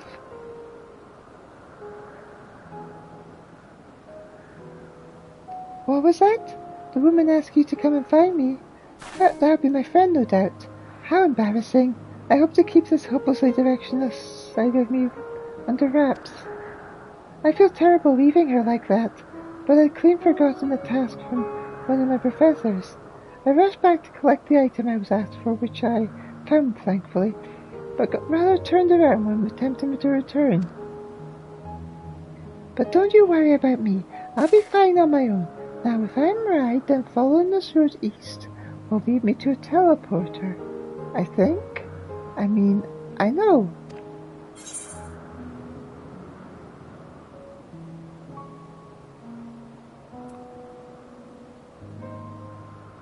I have business with your friend anyway. I can escort you.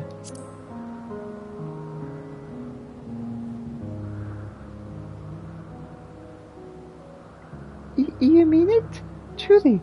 Well, that is, if you're heading in that direction anyway, I don't see why I shouldn't tag along. Oh no, please, after you. But if I'm able to get as far as the teleporter that connects Point and Icos, then I should be able to make the remainder of the trip on my own. Now then, would you mind?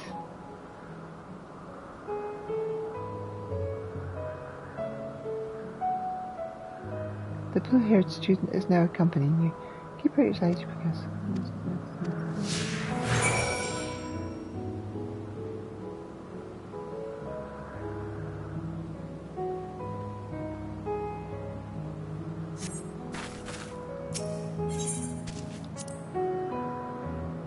I confess, I don't know up from down, or left from right. Every path, hill, and clump of trees just looks like the last. But if I can just get to the teleport that connects to Point and Icos, I should be okay.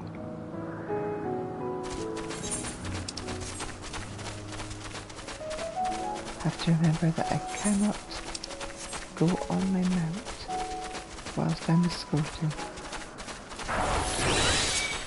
But I can put my cardia on.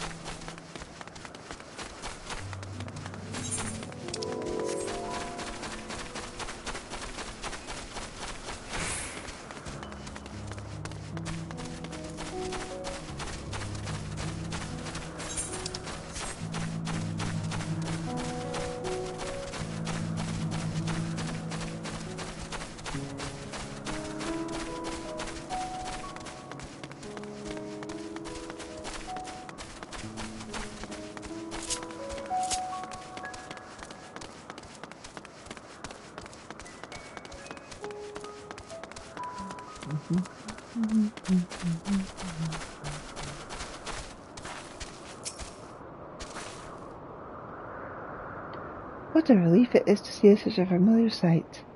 I should be all right without you now. After all, it's just a straight shot here from to Poitinikos. Goodness, the earful I'm going to get from my friend. I've kept her waiting for far too long. Well, I really should hurry. She has owed an explanation, heartfelt apology. Do come see us, though. I would like to thank you properly.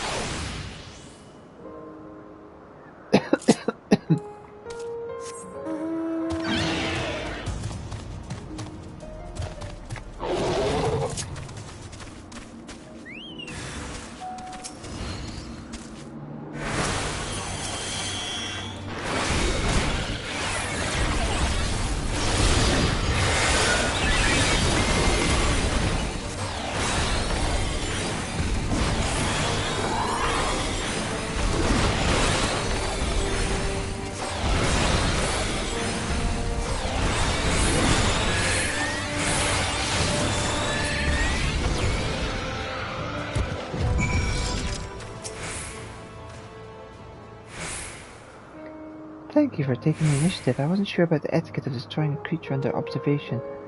I am Cleon, recently arrived from Umrot. I assume Myra sent you to fetch me? I see. Well, we'd best not keep her waiting any longer. Fear not. I will avoid upsetting any more of the local inhabitants.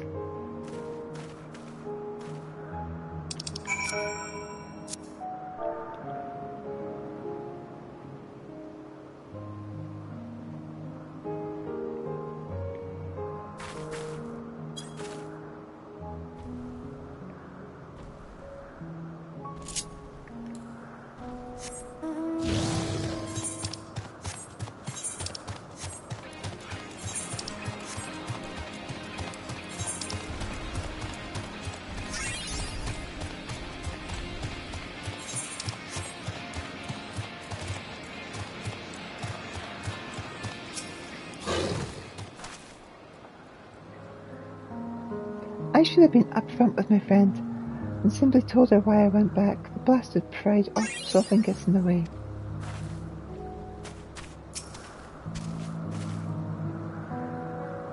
Thank you for your help. Truth be told, when my friend first dashed off, I had assumed it was because she'd forgotten an assignment from Metron. Lo and behold, I was right. We are studying the words of Metron Academia Ander, learning all we can about the engendering of aquatic life from that self-same master. Honestly though, I have no idea why Metron would ask me to procure a flower of all things, and one that's still undergoing testing in Alpes. It's very beautiful, yes, but what does it have to do with ichthyology?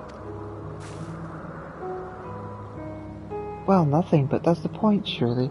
It must be intended as a present, one meant for Logreef. Metron is hopefully enamoured, as we all well know. I remember Logreef and Metron as names. We do? This is certainly news to me. Though, now that you mention it, I suppose we have seen sparks between them. I wonder why I never noticed before. That settles it. We need to hurry back and begin an in-depth observation of the romantic entanglements. I can't believe I've wasted all this valuable research time lost among the trees. And I would have wasted even more if it was not for you, good lady. Now that my friend and I are together again, we can get back to the Academia and deliver the flower to Metron before it wilts. Ah, but before we rush off, a reward. You certainly deserve it. Yay, thank you for the ether setting.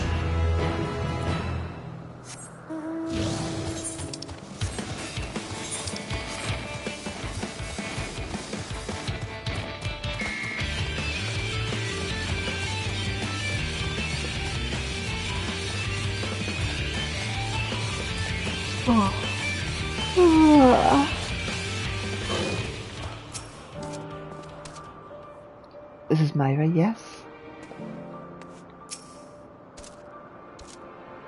Ooh, the last cutscene. Elita, thank you for seeing this to the safety of our guest.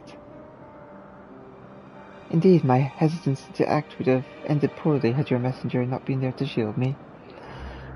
And I'm certainly glad that she was. Now, shall we proceed to the business of the day? I believe you had some concerns regarding your personal creations. Yes, and embarrassing it was to admit. I was worried that the concepts I registered with the Bureau of the Architect may not be fit for release into the wild. Oh, you needn't feel embarrassed. You wouldn't be the first visitor we've had who expects difficulty in helping their children leave the nest. We can look in on them right now if you like. I should like that very much, but I do have one request. When you swooped in to rescue me from that beast, I was treated to an impressive display of battle prowess. An entity with your strength and instinct would be the perfect candidate for evaluating the worth of my modest creations. I must insist that you join us. What a fascinating notion. Yes, I quite agree with your assessment. Then we will all go together. Whenever you are ready, Elita.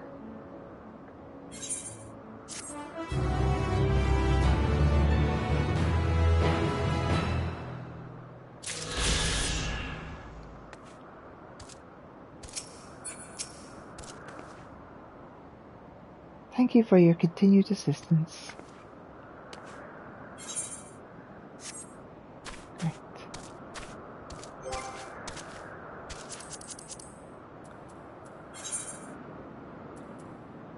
Just one more in here, and that's probably from a dungeon.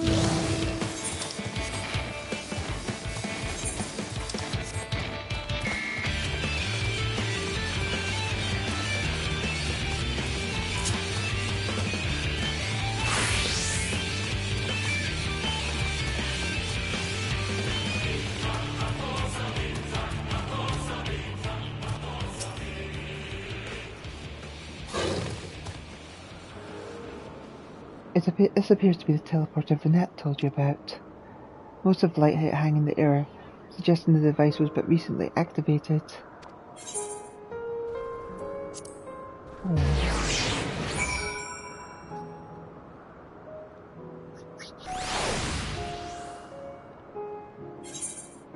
Yeah, that's how I get up here.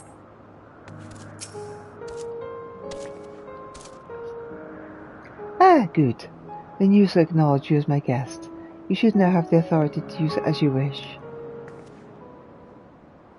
As for the way to Cutis Hyperborea, we follow this path, then turn left at the crossroads.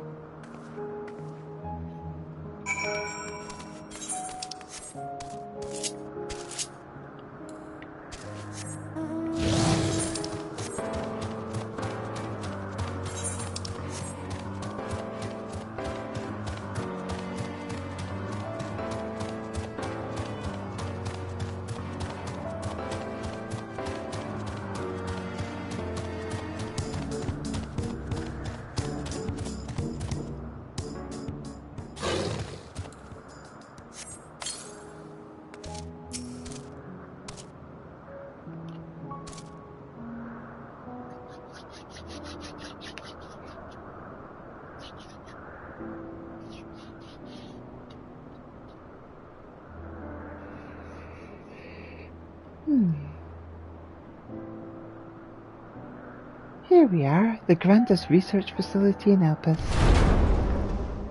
We should head inside and ask after Hermes' whereabouts. Hermes is at another facility, as we have just discovered.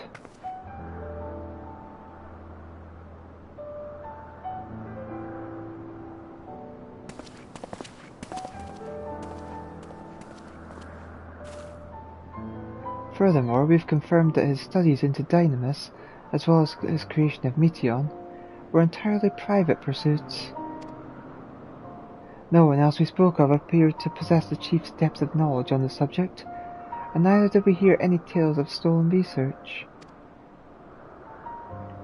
Which means that if Hermes himself harbours no desire to bring down an apocalypse, then he might be recruited to help prevent one.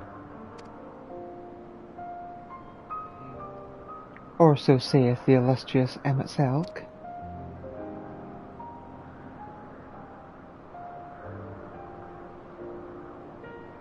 According to your story, the 14 divined the connection between the celestial currents and the final days, but were never able to pinpoint the root cause of the calamity. With our people's greatest minds, not to mention Hythlodaeus' sharp eyes, committed to the pursuit of a solution, such an outcome seems inconceivable. The only possible explanation is if the nature of the catalyst was so inexplicable that we failed to even perceive it. And what better fits that description than the invisible, intangible dynamis? Which in turn leads to our next question. How did Hermes, in his role as Fandaniel, not recognize the subject of his own research?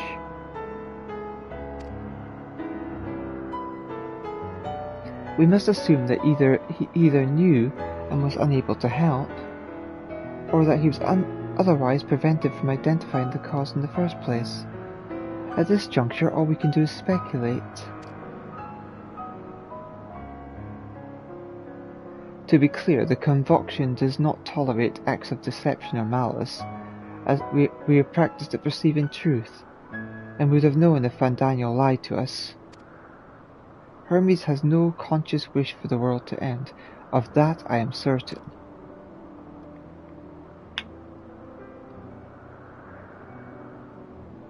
It seems there is more to the tale after all.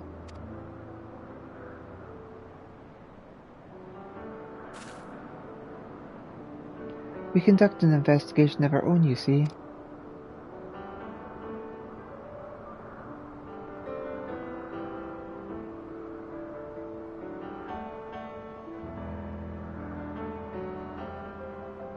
How comforting. We seem to have reached the exact same conclusion.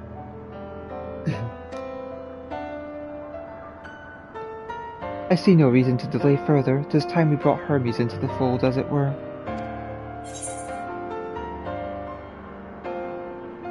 Thank you for your understanding.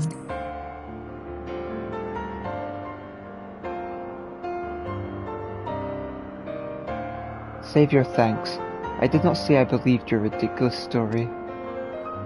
But as Emmet Selk, I have a duty to examine any potential threat to our existence, no matter how ludicrous or personally offensive I may find it.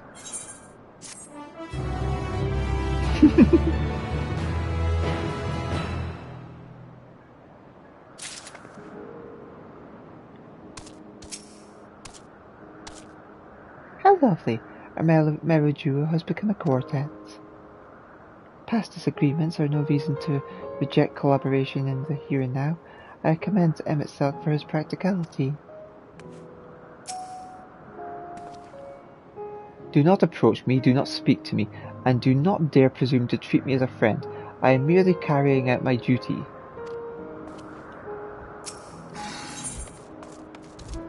Hythlodaeus is eager to find Hermes. I think the time for leisurely exploration is past. If I might have a moment to adjust my vision. There he is, on the next aisle over. Meteion is with him. Hermes appears to be in the midst of an observational study, but I suggest we hurry over before they venture elsewhere. Head straight down the path. We can teleport to Misopes Euros from the device at the bottom of the slope.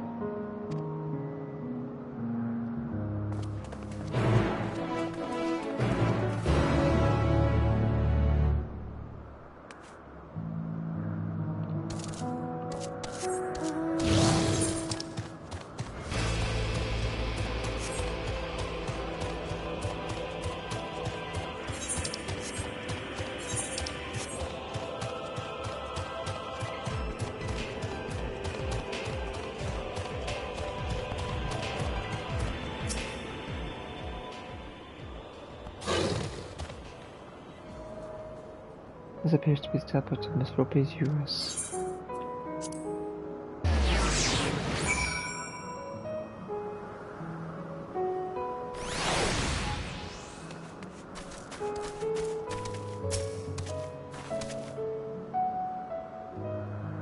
Miss Rope's Eurus is interesting in that the only region in Elpis which lacks a researcher hub. This is largely due to the nature of its observation sites, within which they let loose creatures anticipated to be unruly and dangerous. I've also heard tell that the area is kept deliberately sparse in the event that, well, let's just say that no one should live near the Neuse, which provides access to a certain facility.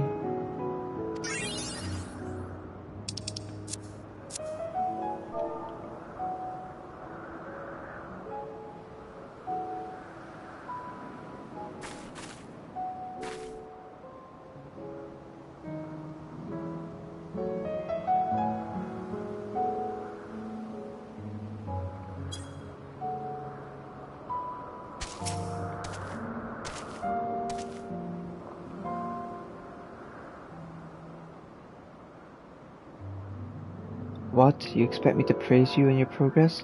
On the contrary, I'm simply surprised you made it this far. Then again, even with you slowing her down, there's no denying that Venet is an accomplished researcher.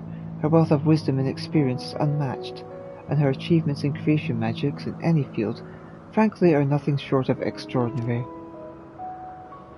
Though the singular brilliance which sets her apart can make her motives somewhat impenetrable at times.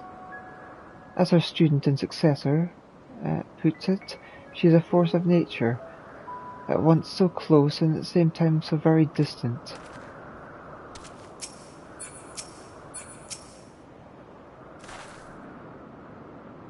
They are close by, within the Hungering Gardens.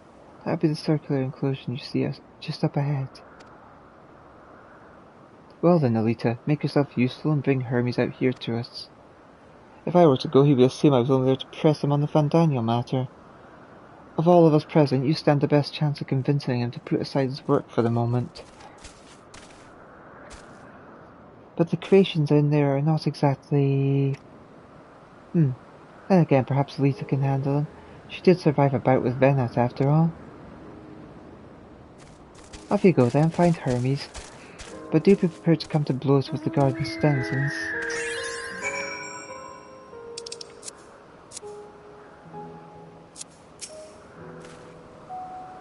Someone needs to go to the Hungering Gardens and speak with Hermes, and it seems Emmett Selk has nominated you for the task.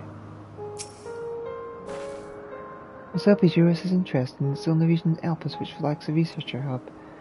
This is largely due to the observation sites, within which they let loose creatures anticipated to be really and dangerous. I've also heard tell that the area is deliberately sparse in the event that, well, let's just say no one should live near the Neuse, which provides access to a certain facility.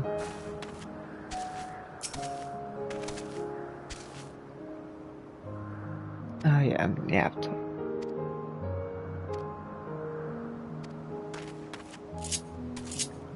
I've talked to you before. Ooh, such a big arrow.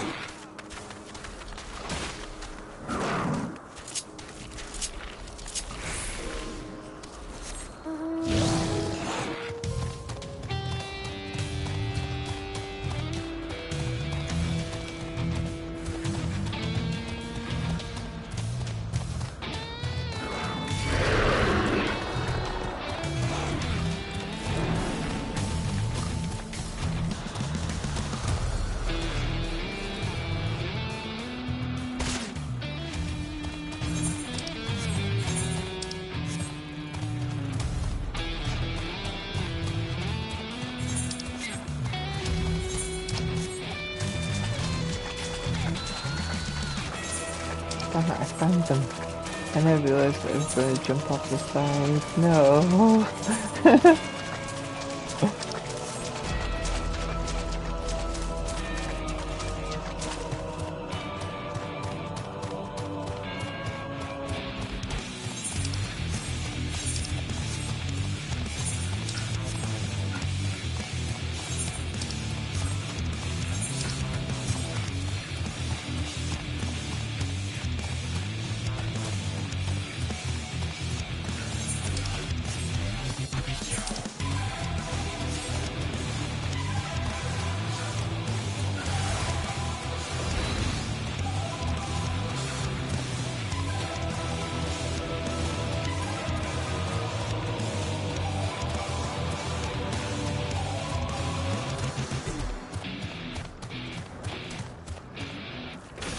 There we go. Elita, where did you come from?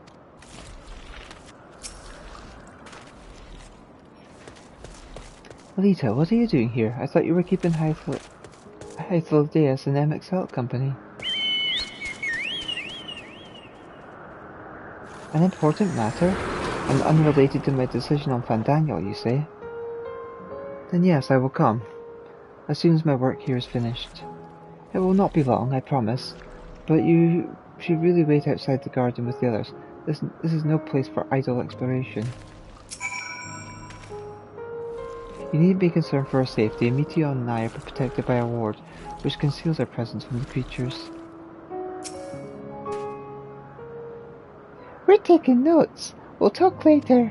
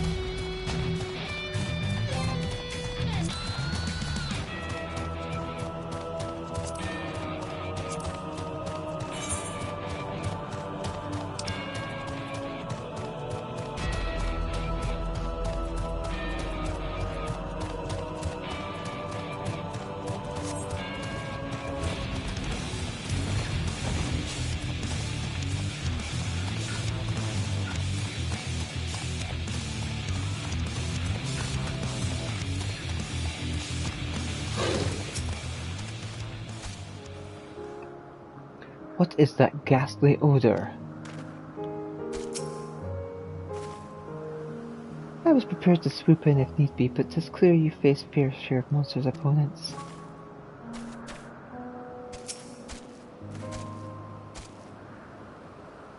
You spoke with Hermes then? And were briefly entangled with the denizens of the Hungering Guardians as well. I see, or should I say, smell. I cannot speak for certain convocation members, but I for one am impressed with your fortitude. Well done indeed. Now that you've convinced Hermes to confer with us, let us pray that things will soon take a turn for the better. For as fascinating it would be to meet the MXL who would recreate Amarot in the depths of the ocean, I think it best for all concerned if such tragic events never came to pass. Be it in our future or your past, assuming yours is not truly written in stone, naive hope as that is.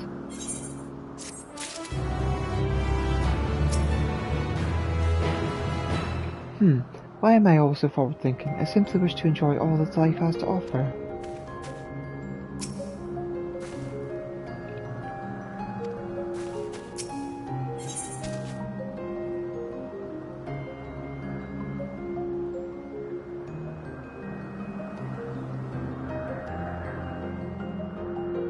Emet seems content to stay where he is. Hermes said he would not be long, yes? Then we shall wait here for him until he emerges.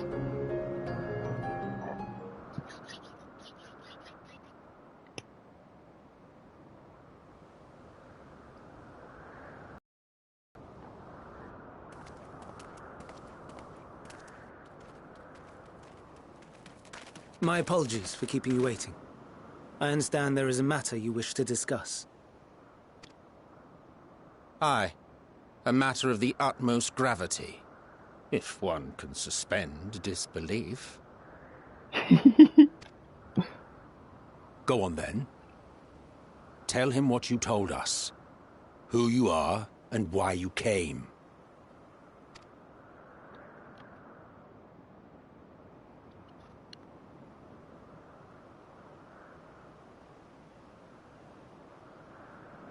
The final days.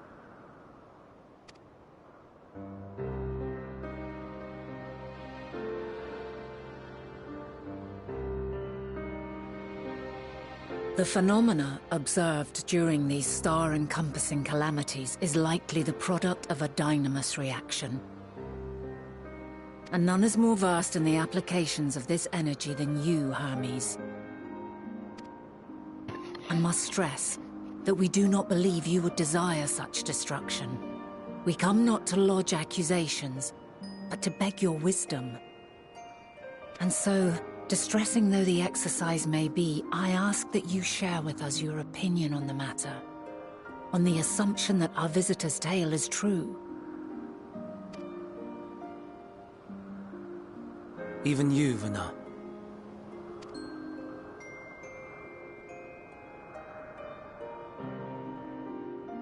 As you say, the phenomena observed in the two calamities may both be attributed to dynamis. Of note is the difference in its effect. In the first final days, it warped creation magics. In the second, it warped the people themselves. The key variable, I suspect, is the etheric density of the men of each age. As you know, ether, in essence, negates dynamis. Harboring high concentrations of ether, we ancients cannot readily manipulate dynamis, nor be manipulated by it. Therefore, rather than ourselves, the calamity affected our magics. That makes sense.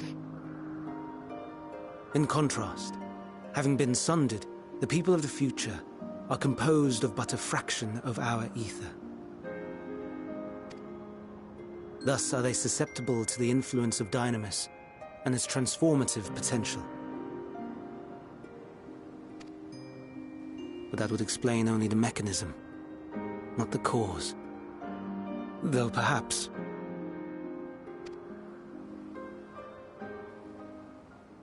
What is it? Even should it be a hypothesis, we would hear it.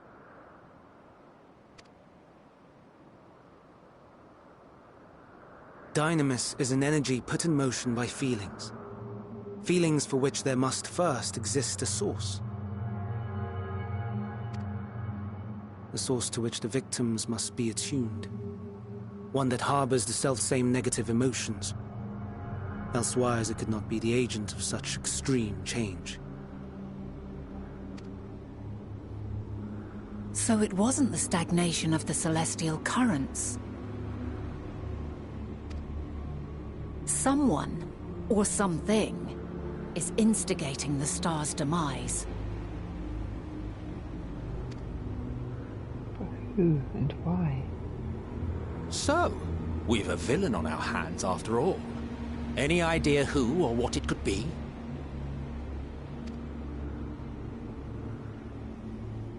The celestial currents comprise the outermost layer of the star's ether, encasing it like a protective sphere.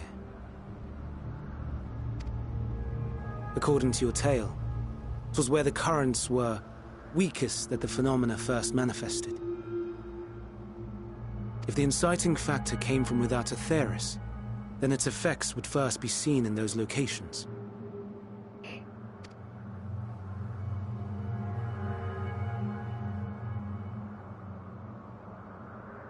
Greetings.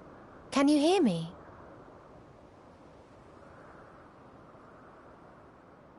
Do not be alarmed. I mean you no harm. I wish only to hear your words, share your feelings, know your thoughts. May we please be friends? Meteon. What is it?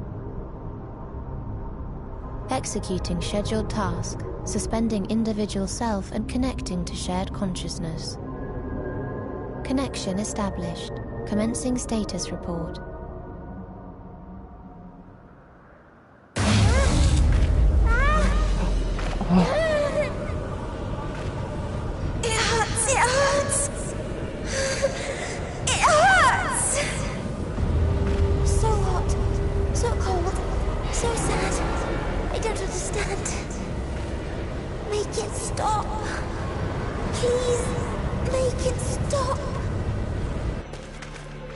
Steady, Meteon. Steady. So scared. So lonely. The pain. It's too much. Why? Why do we... They hurt. Hurt. Hurt.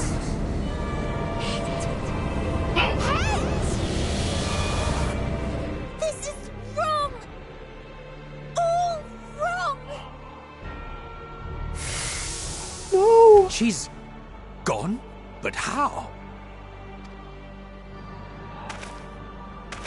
She has altered her etheric density in order to blend in with her surroundings, an ability for avoiding confrontation. Most effective. Frustratingly so. I can't see her either. Not even a trace.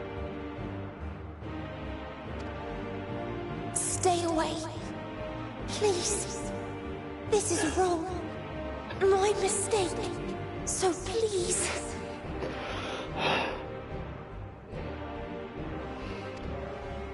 Are you all right? I'll be fine. We need to save her.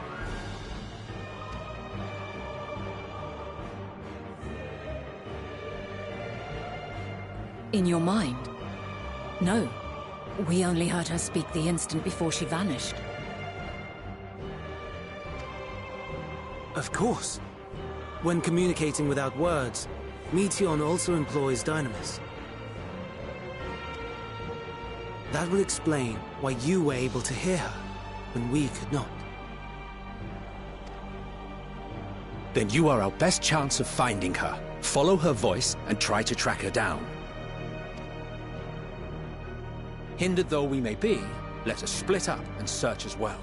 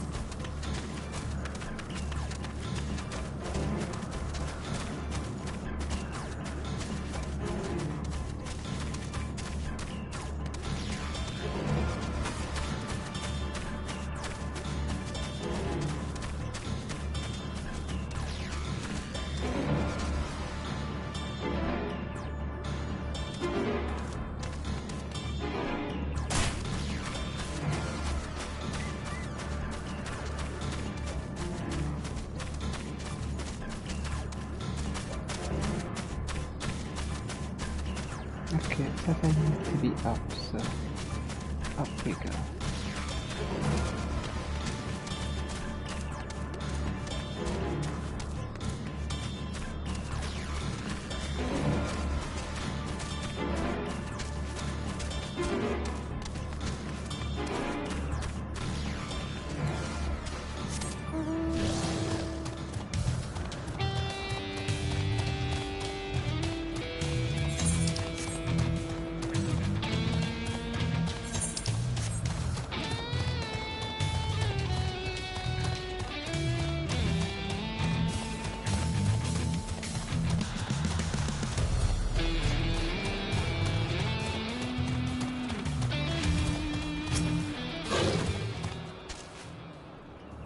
Calm your mind, your senses questing for any hint of Meteon's presence.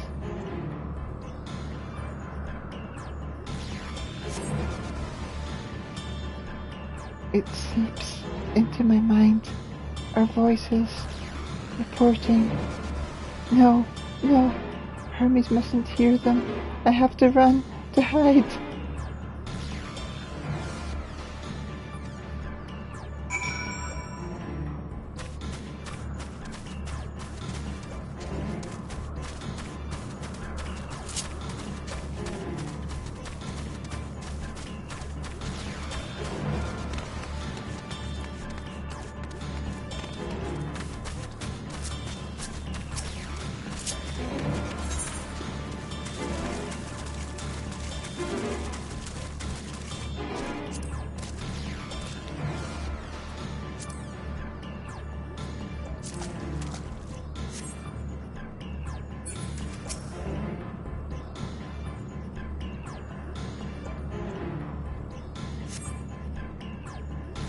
Strained to catch even the faintest whisper, but failed to hear Meteon's voice. She must be elsewhere.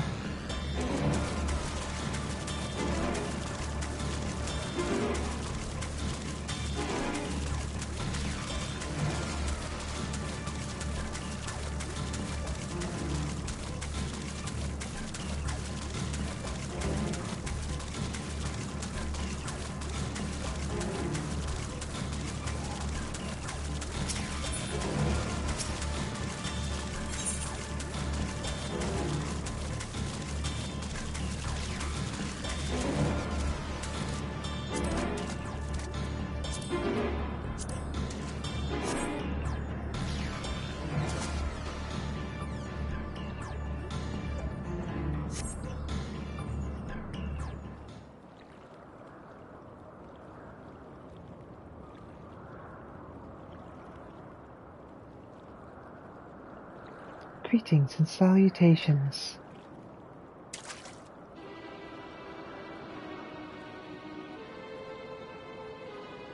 Commencing report.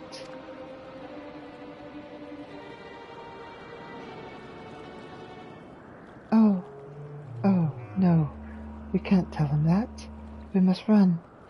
Run far away.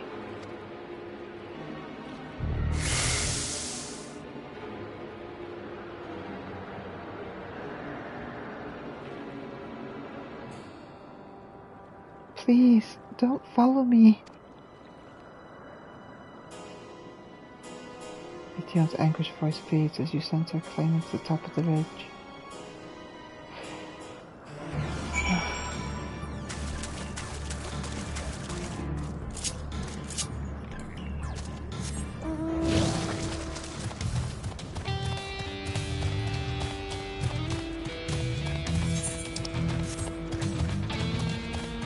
We'll protect you.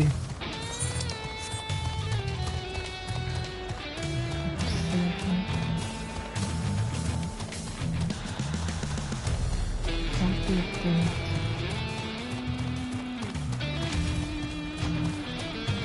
Don't be afraid.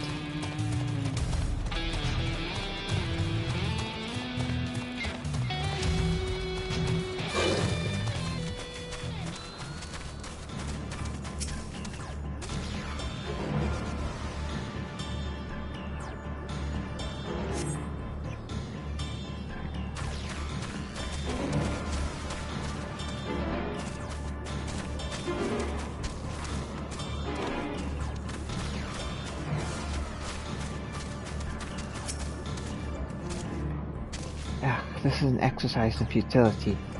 You have to be the one to find your leader. Follow her voice.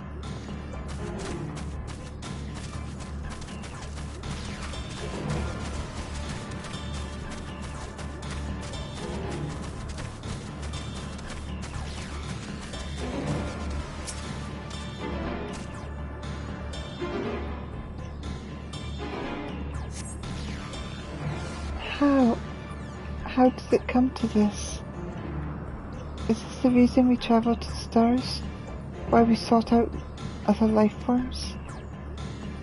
Is this it? Is this the answer? No, it cannot be. It cannot be.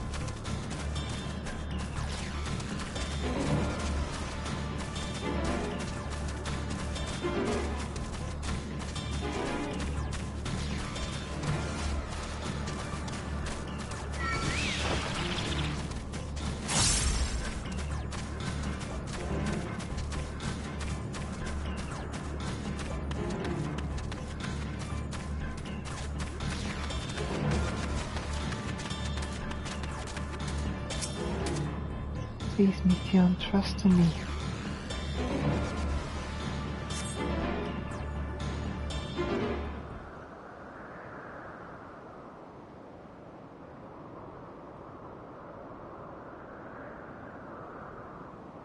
Compiling report for dissemination to Hermes and all peoples of Aetherius.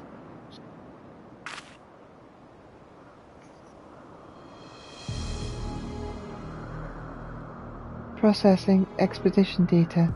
Preparing profiles on intelligent civilizations. Formulating answers to the question. Finalizing report.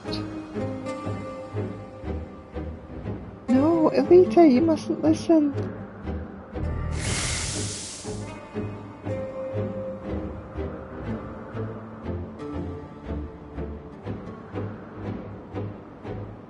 It's wrong. It's all wrong. Meteon's anguished voice flees towards the lake.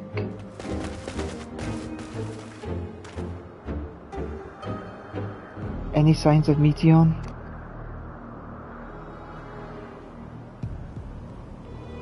Panicked and confused, which will make it all the more difficult to predict her movements. Hermes, what do you make of the situation? The Meteor are linked to a single mind, a shared consciousness which connects them across any distance. I suspect something has happened which disrupted its usual harmony.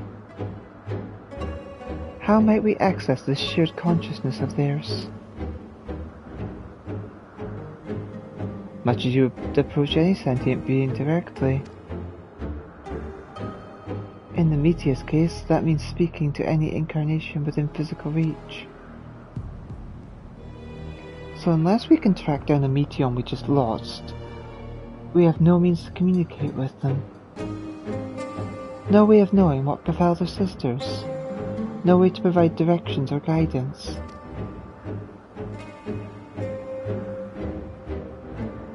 Then we had best set our musings aside and concentrate on how we might find her.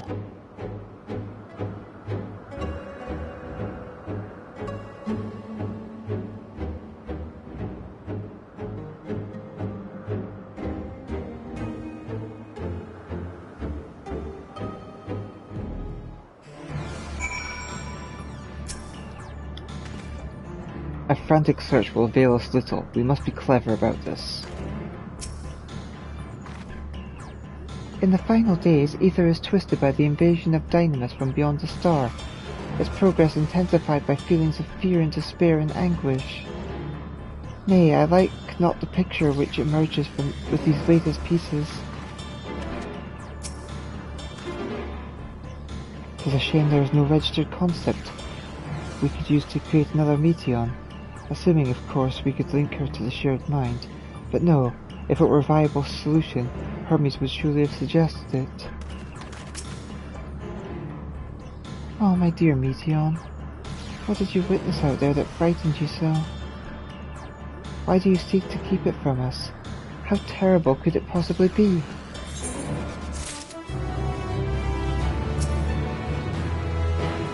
My apologies, we should focus on the task at hand.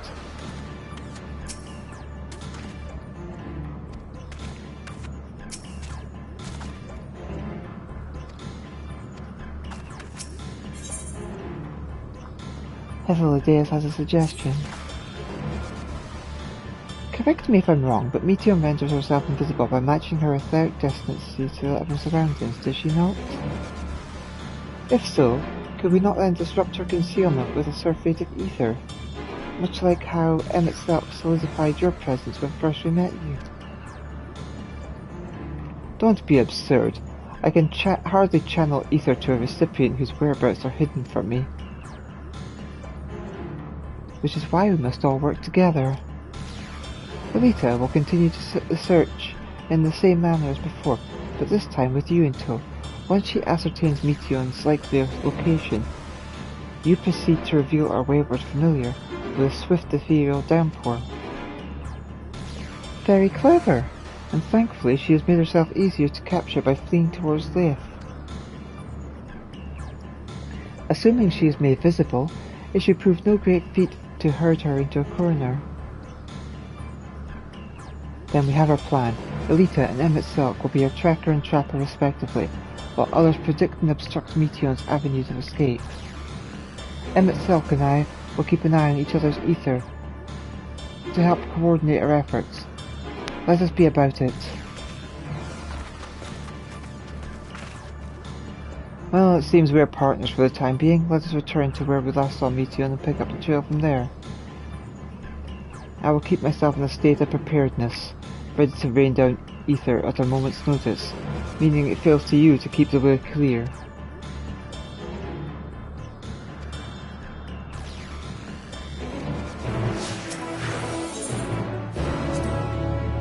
Now, did Meteon go straight ahead towards the pier, or did she stray from the path somehow? As the only one who can hear her voice, you will need to take the lead.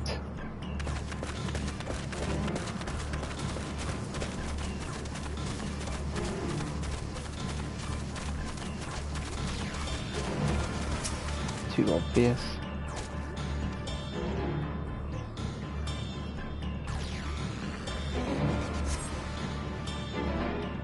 Why can't I fly? Are my functions being restricted? Hide! Yes, I'll just have to hide then, where no one can find me.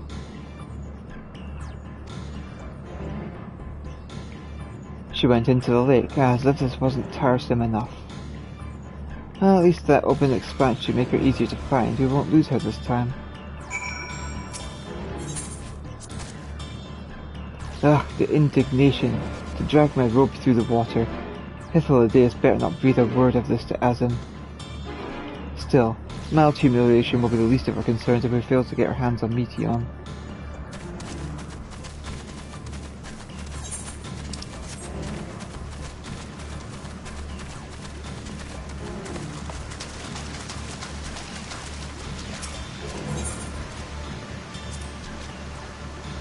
We should be able to reach the bottom of this drop by climbing down the rocks at the water's edge. Do not even think of dragging me over the falls. Final days or no, if I end up drenched from head to toe, I swear I will feed you to a remora.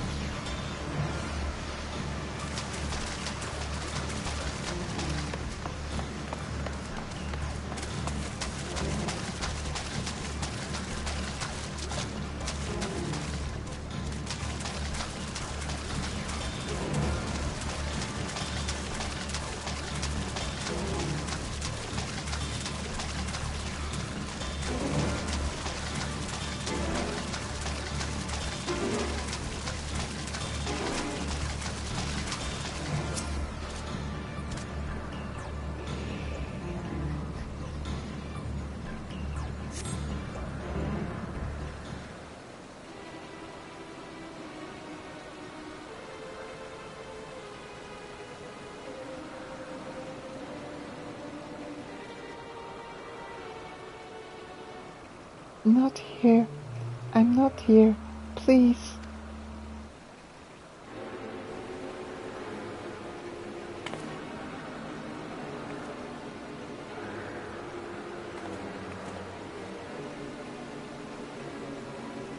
By that rock, is she?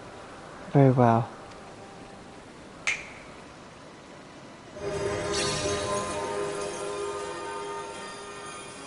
What? Why can't I hide?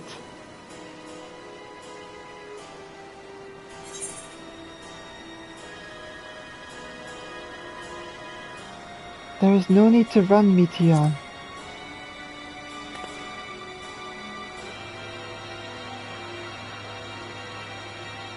Elita, what are you saying? Everything is so faint. I'm sorry. I'm not strong enough. Stay away. I'm begging you. Don't make me say it. It will break him. His poor fragile heart.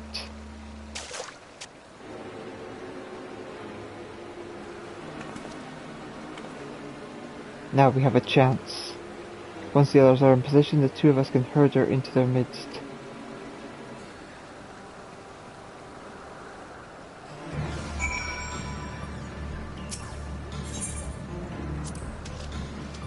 Keep after Meteon. Hythlodaeus and I will coordinate our movements.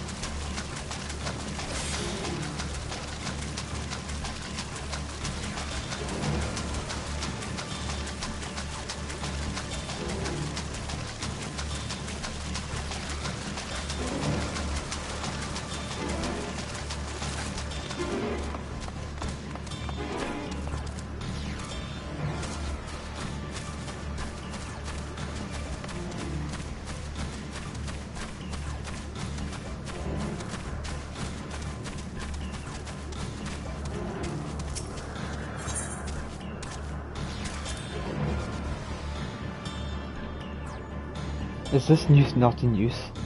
It seems to have been left to the mercy of the elements. Either way, it bears no trace of Meteion's essence. We move on.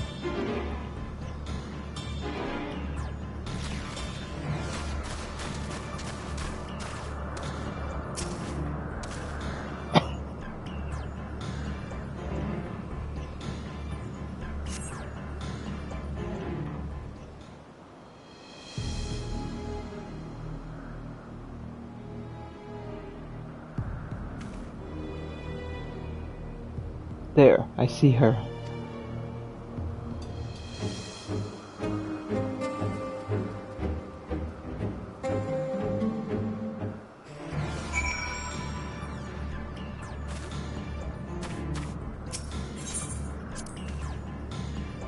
Now, where to close the trap?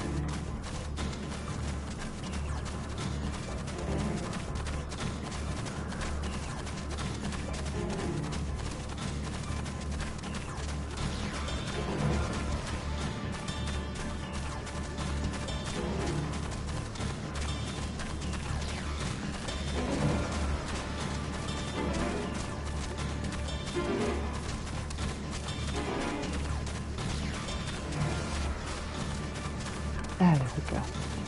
Perfect.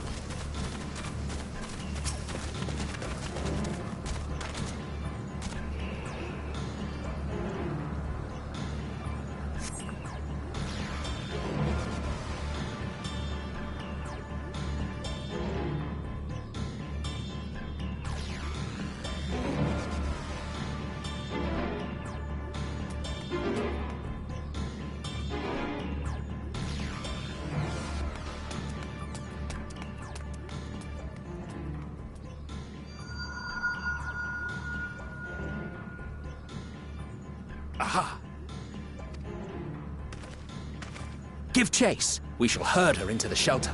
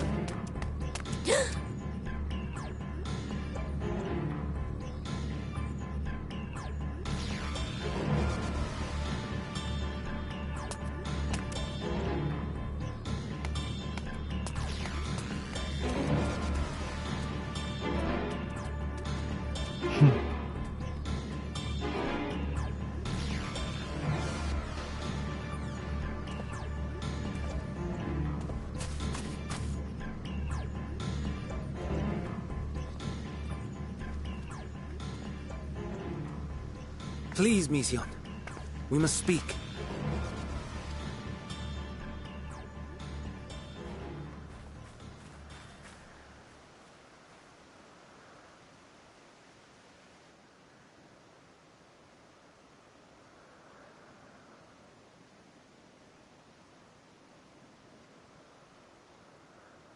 I'm sorry, Hermes. I'm so sorry.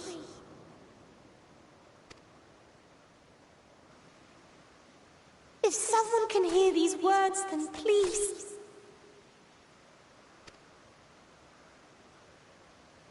Please protect them. Protect them all.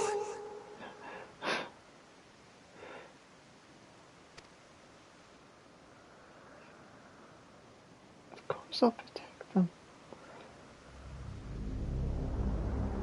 Individual self-suspended.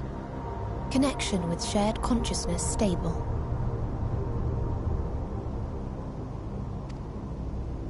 Our survey is complete. We shall now report our findings.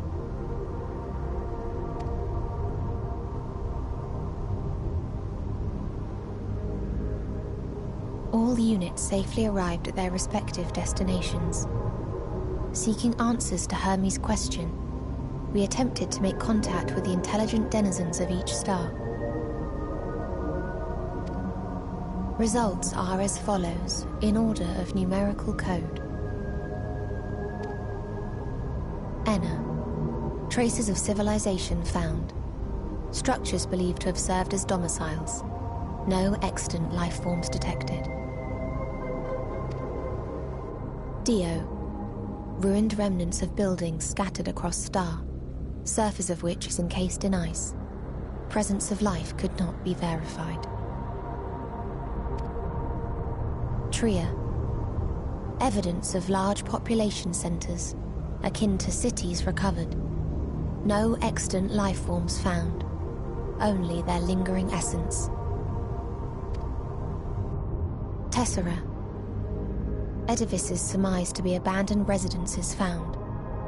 No extant life forms detected. Deadly plague or extreme environmental degradation likely to have led to mass extinction.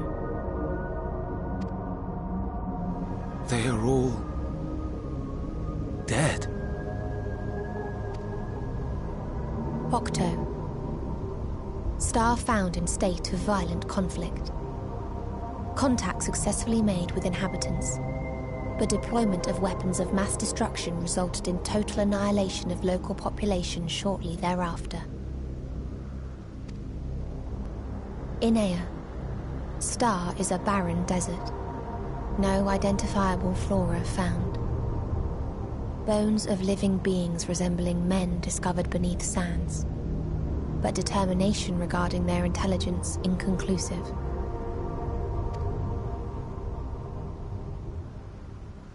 Remind me, Hermes, what exactly was the question you entrusted to Meteon?